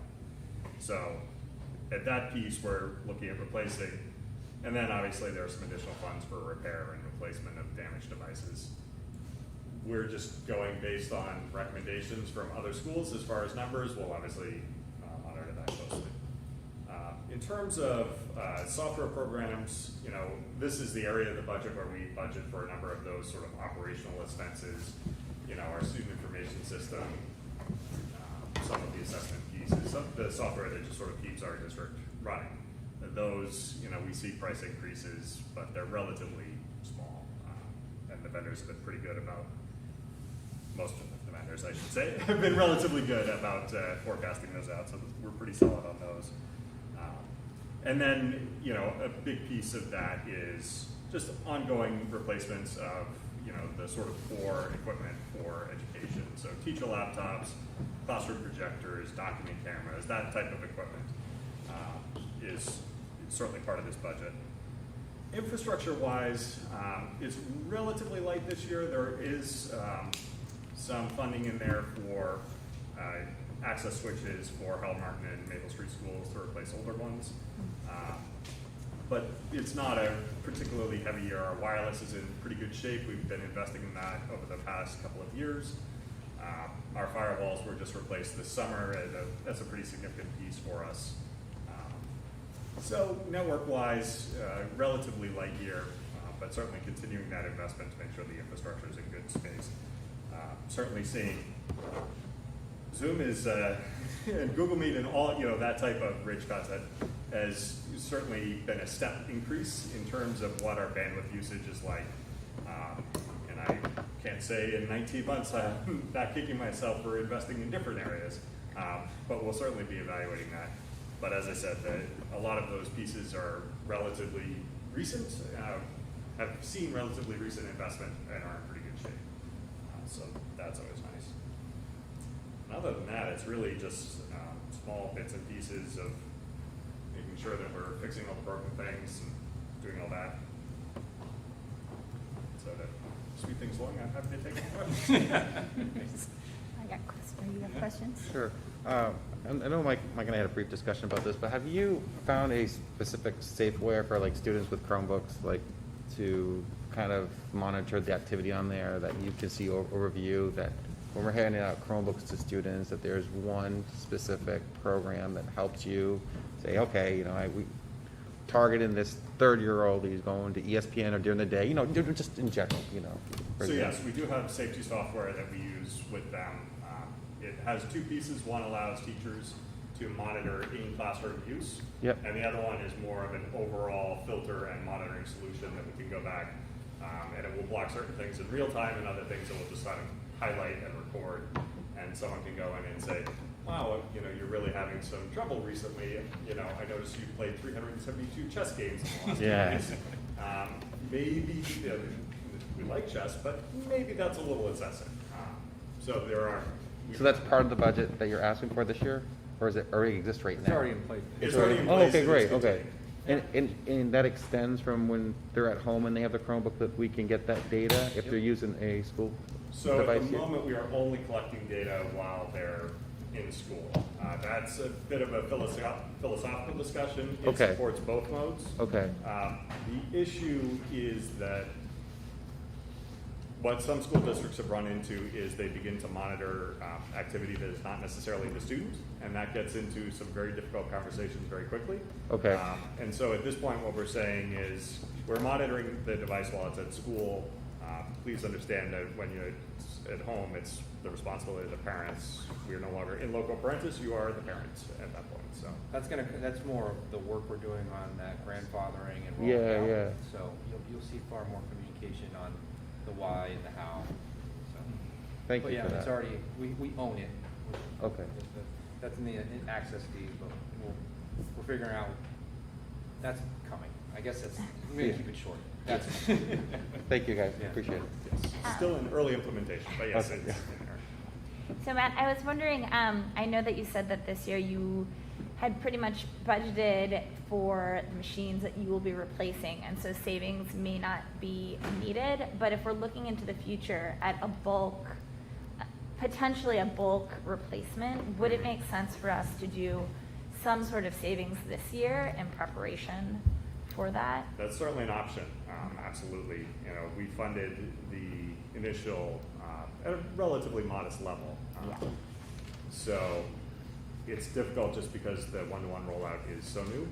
But if you're saying we'd like to tuck away more money as a hedge, you know, that certainly helps all of us sleep better at night. But yeah, so we could absolutely look at that. And and that, certainly if and that might not necessarily be through the budgeting, it might be through the return this year, right? Oh, okay. So Yeah. you can take some of the money that's That's true. gonna be coming back this year and put it that way.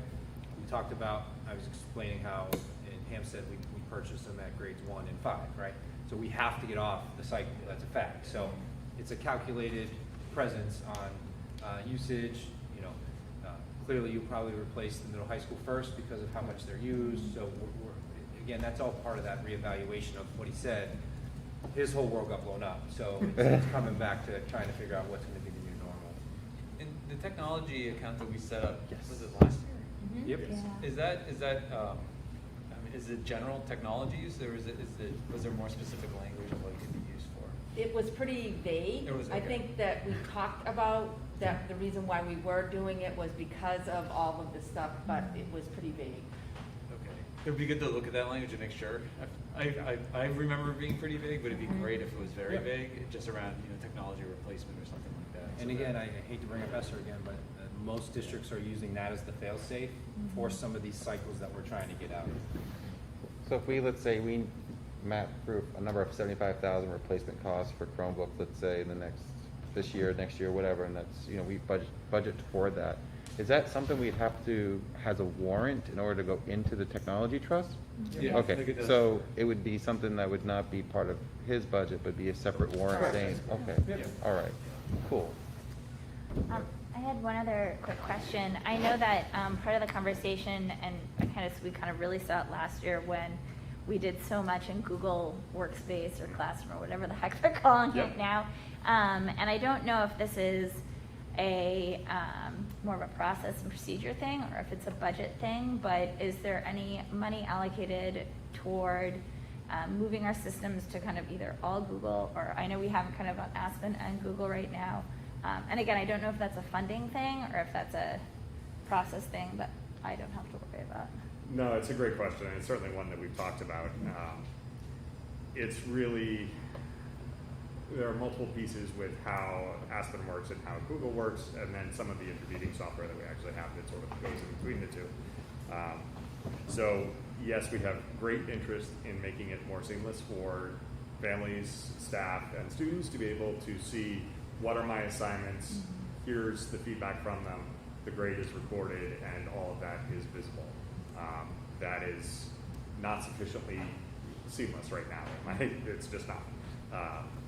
So either Aspen needs to get better with that, or we need to find some other way to make sure that families can see that data. So we are definitely in conversations with the vendors about what are the paths forward to make this better. There are some intriguing options where Aspen would do a much better job of syncing with Google Classroom. Google Classroom is trying to push that feature to different school information system vendors, so they've, I think, only rolled out one so far, but there are several more in the pipeline, so hopefully that will, I think that's in closed beta right now, but hopefully that will become something that's available to all districts soon. So that's certainly a piece. And then there is actually, there's definitely a lot of thought about, where are we going forward?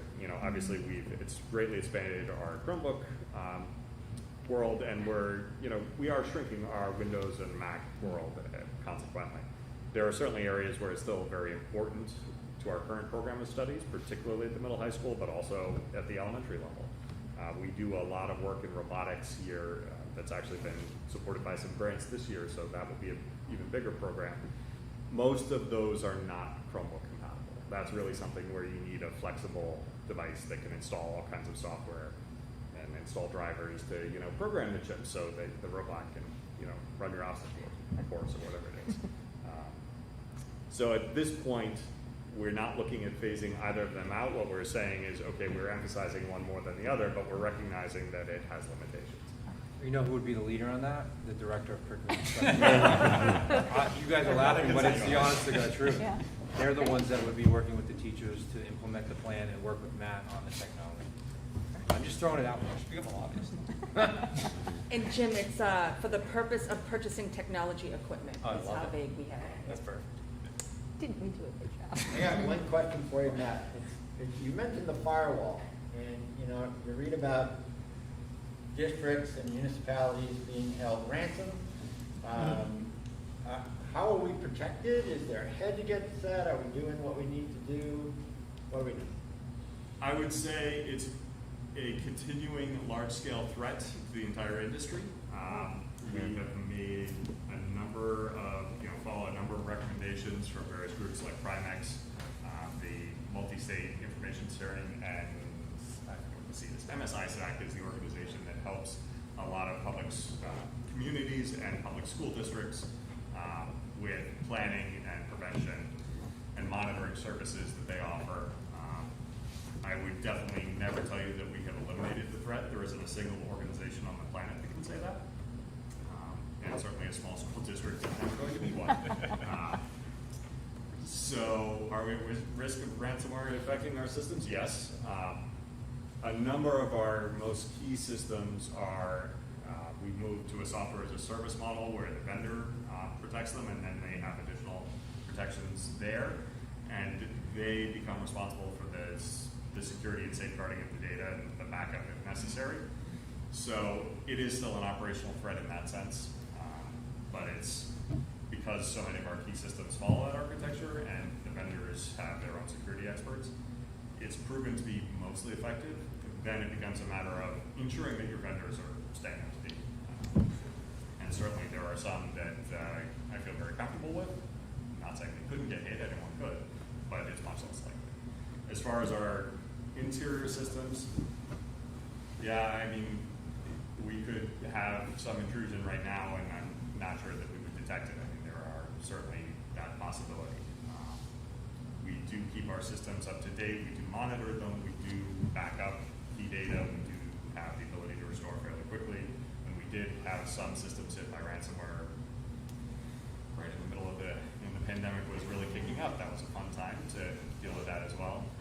We had most of those key systems up in a couple of days, from backups without the need to pay any ransom or to, really tear down the world and rebuild. So, so we certainly have protections in place. Are they adequate? Probably not. Are we working on more? Absolutely. I guess my other question is, are there financial protections, much like we would buy? What's funny is the conference I was at 2 weeks ago, the key speaker was on ransomware, and a lot of districts left there. I mean, I went to Michelle right away and said, all right, I'm new here.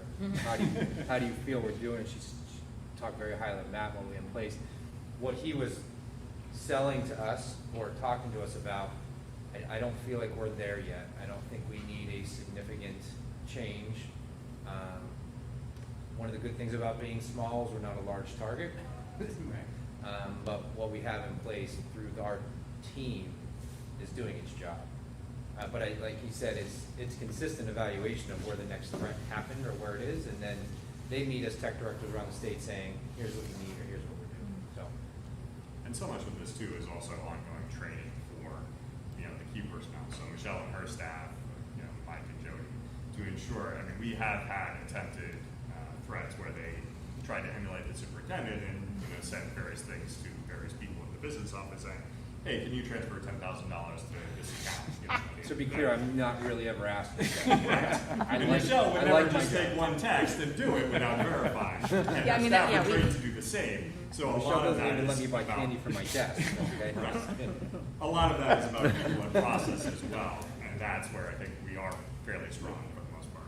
There's processes in place where they would just not say, get one email from a vendor saying, ooh, change our bank account and send, the next $1 million check here, which just happened to a couple of districts, municipalities around the state. So really that's where, having Michelle and her team be very aware and having those strict procedures in place, could save you regardless if the technology works or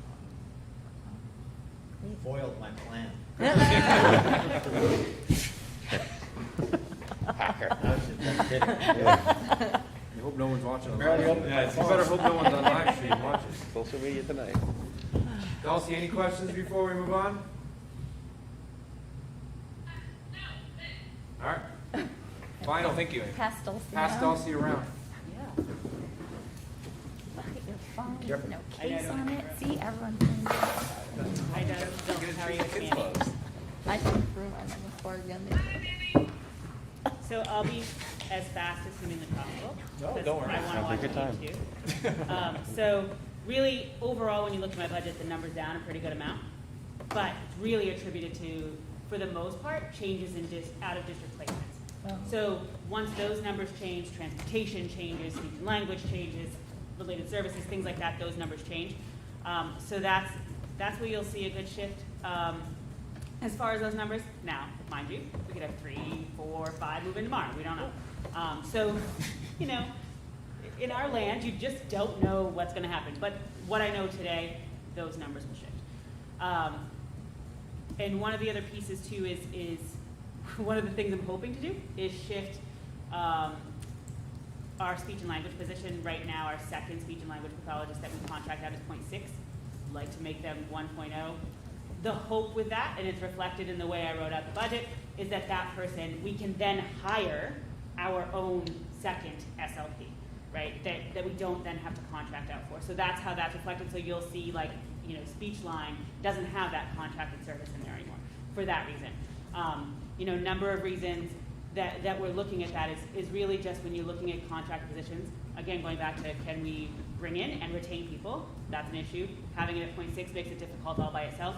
When it's then a contracted position, there's all kinds of factors that play into why they don't. You know, it could be that contracted person that I'm working with is having somebody having to travel here an hour a day, right? So there's lots of reasons that personnel-wise that it's impacted, but really just moving that position from a 0.6 to a 1.0 really does then open up a lot of other things that will then just impact across the board.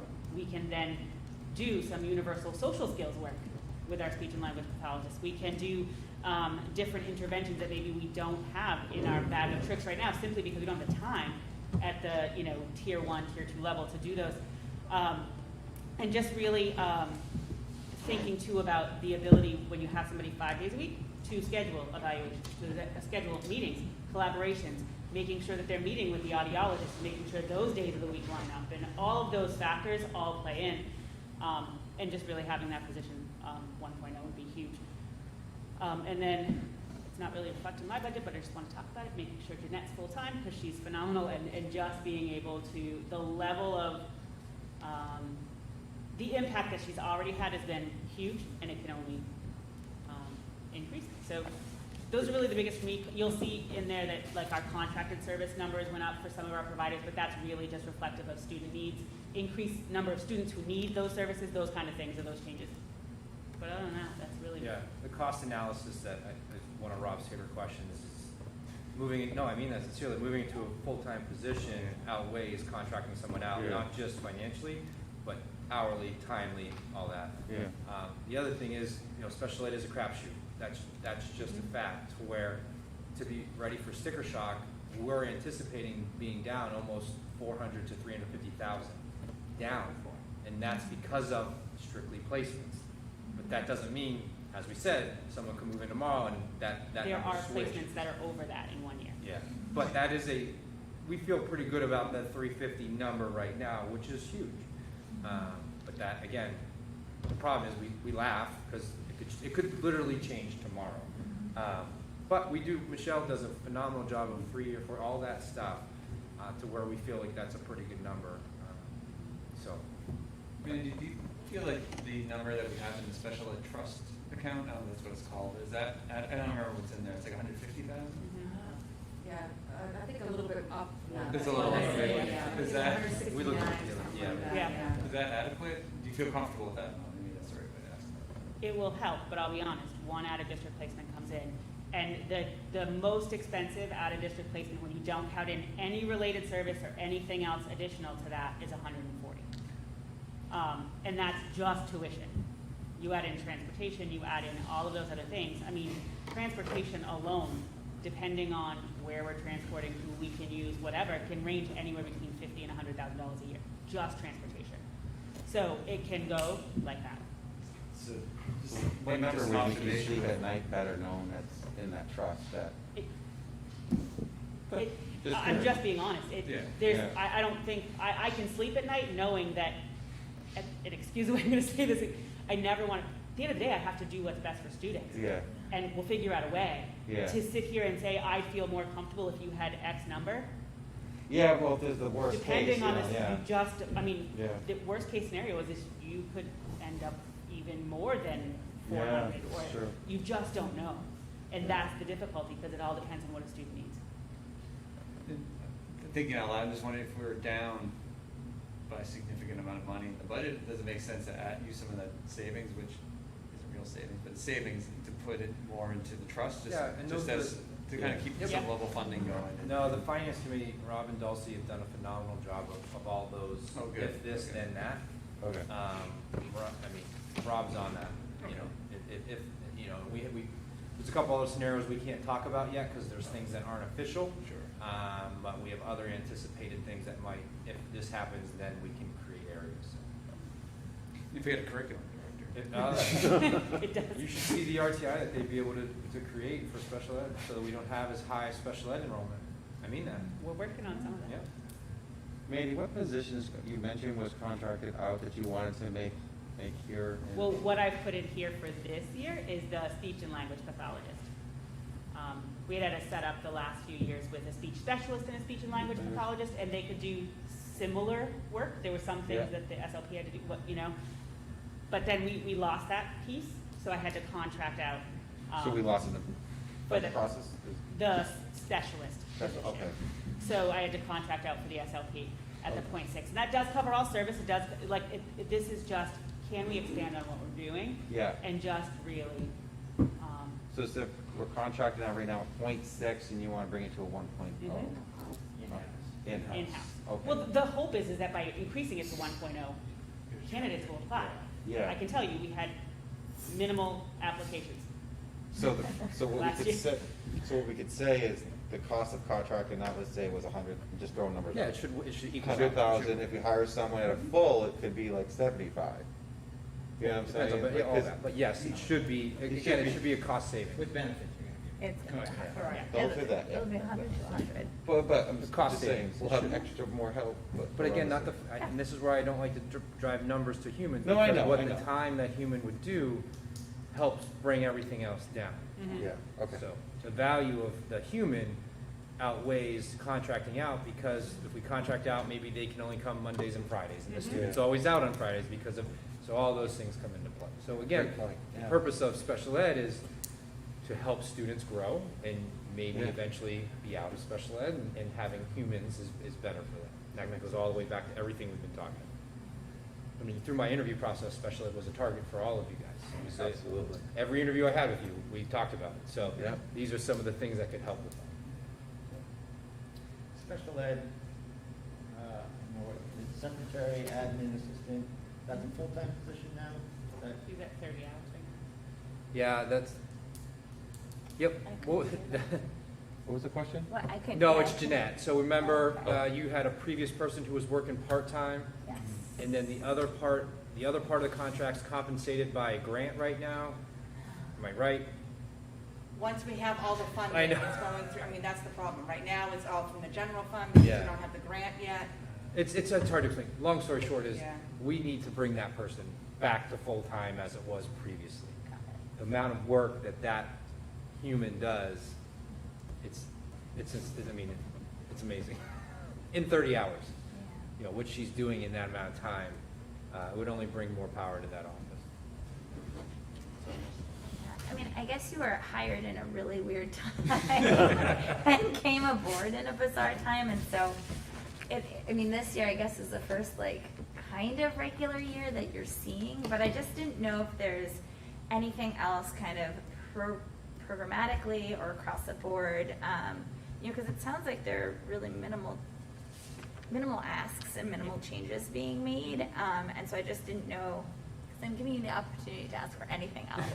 If there's anything else that you think would help to strengthen our SPED program beyond what you've presented. Yeah, so I've thought about that a lot, and there's nothing normal about my first year. And which is fine, because I think it gave me a different sense of things, which was beneficial. But I really want to spend this year working on, like when I talked to you guys at previous meetings, about that RTI, IEP, 504, how are they linked? How are we strengthening those pieces? Get those in line and say, okay, now what do we need? Yeah, we laughed this And morning. really look at that and make sure. COVID is going to create a whole lot of questions of, is it an instructional gap because of timing, whatever that is, or is it really a special education disability, and then where do we need to work through some of that? I don't have enough, there's all kinds of things that are like, this would be awesome, and this would be great, but I have zero evidence to prove that I think these things would be the things that we need. And that's why I really just want to take some time. Like, I already know one thing I have on my agenda for next year. Okay, Because I've already asked people to start gathering that data, so I can have it. great. So that's the piece that I want to work on this year. And it goes back to, we laughed, I mean, I honestly asked her the same question earlier this morning, and we laughed by saying, or we think this is normal, but is it? And it's kind of Dulcie's question in regards to the social worker. Everyone wants answers now. We're still only 28 days into school, and we're still needs assessing ourselves, data assessing ourselves. So we're creating a budget for something that we still don't know the anticipated outcomes or consequences of what occurred. So we're doing our best to be fiscally responsible. We've talked about flat, we've talked about all those things, knowing, we really all know in this room, and we've said it, if we get through next year at a balance, get ready, because the following year is when all those things are going to start to show their head. And that's when we're going to be asking the taxpayer for, like, hey, we do need this and we do need that. So we're trying to be really conservative this year, knowing of what might be coming down the pipe. That's a great point. Dulcie, anything from you before we hang up? Wait, I have one more question. No, this is wonderful and so helpful. Thank you, guys. Andrew, you got it? So this made me think of one more thing, and I guess it's sort of for everyone, because we've talked about a lot of different things, and it really seems like the theme tonight is trying to find the gaps and fill them in. Here it is, regaining lost instruction. But the one thing that I haven't heard as much about, like little pieces, I don't quite know where it fits in budget-wise, is how we are handling the social emotional component and fallout or what have you of the past year, and if there is a budgetary component to that, or if that's something that we're able to do in-house. So I'm going to take the lead on this if you don't mind, because they've all identified their building areas, right? And as I think Chris said it best with his summer messaging to the staff, and they're all starting to talk about it, there is a fatigue factor kicking in. Students haven't been in school 28 days. They haven't had consistency. So the social emotional piece, and I mentioned to Norm in a board meeting, it's consistently being evaluated right now. I see a social worker or anything like that is going to be probably strictly this year out of ESSER asking for the request, because we're not going to wait. That is then going to almost essentially be the same roadmap as the fourth grade teacher, right? So we come to you, hey, we're seeing this area, we need more therapy hours, or we need more contract. And then next year it is, do we bring it into the budget? How do we do it? Because you can't sit on social motion. As you see, the things that they can target in their budget are instructional. The social emotional is going to be more. It's more of probably November, December is going to be start to see those meltdowns, family gaps, things like that. So it'll be that first cycle where we've been in the household and going to school and all the conflict that's going on. So it's not we're not paying attention to it. It's just more of a now rather than a next year. Sure, yeah, no, that makes sense. I just, even beyond like a social worker, I didn't know if there were any programs or anything like that that we were interested in putting my support behind. No, Like, no, if there are any yeah. programs that people wanted to play. And that would be more through ESSER, I think. Yeah, okay. You know, whether it's the advisory program starting to show trends now, right? Or morning meetings are starting to show trends. That's the stuff that we're collecting data on. Great. Awesome. That's my last question. So thank you guys. Yeah, this is amazing. This was really, Don't say really we're gonna hang helpful. up on you now. This is everything I've, Hi, Melfi. Bye, Dulcie. Bye, Dulcie. This was just really helpful. this is everything I ever wanted Wow. to see in the budget process. That was everything? Well, no, this is That's it. always what I've wanted was to have this relationship. Yeah, I know this is a start. It was different for them. And as you can see, like, next Tuesday will be more polished. And I'm going to meet with you guys about it tomorrow. And then when we come back in 2 Tuesdays from now, it's going to be more of that. I like what you asked. We're going to have to make a decision on some of these. It's going to be more of that. So this was throwing all the kitchen sink at you. You can digest it. We'll work on finalizing numbers to get you documents probably by next Tuesday. Okay? All right. And go Red Sox. Yeah. Go Red Sox. Where are they going? Oh. To the ALDS. I'd like to make a motion that the Red Sox lose today.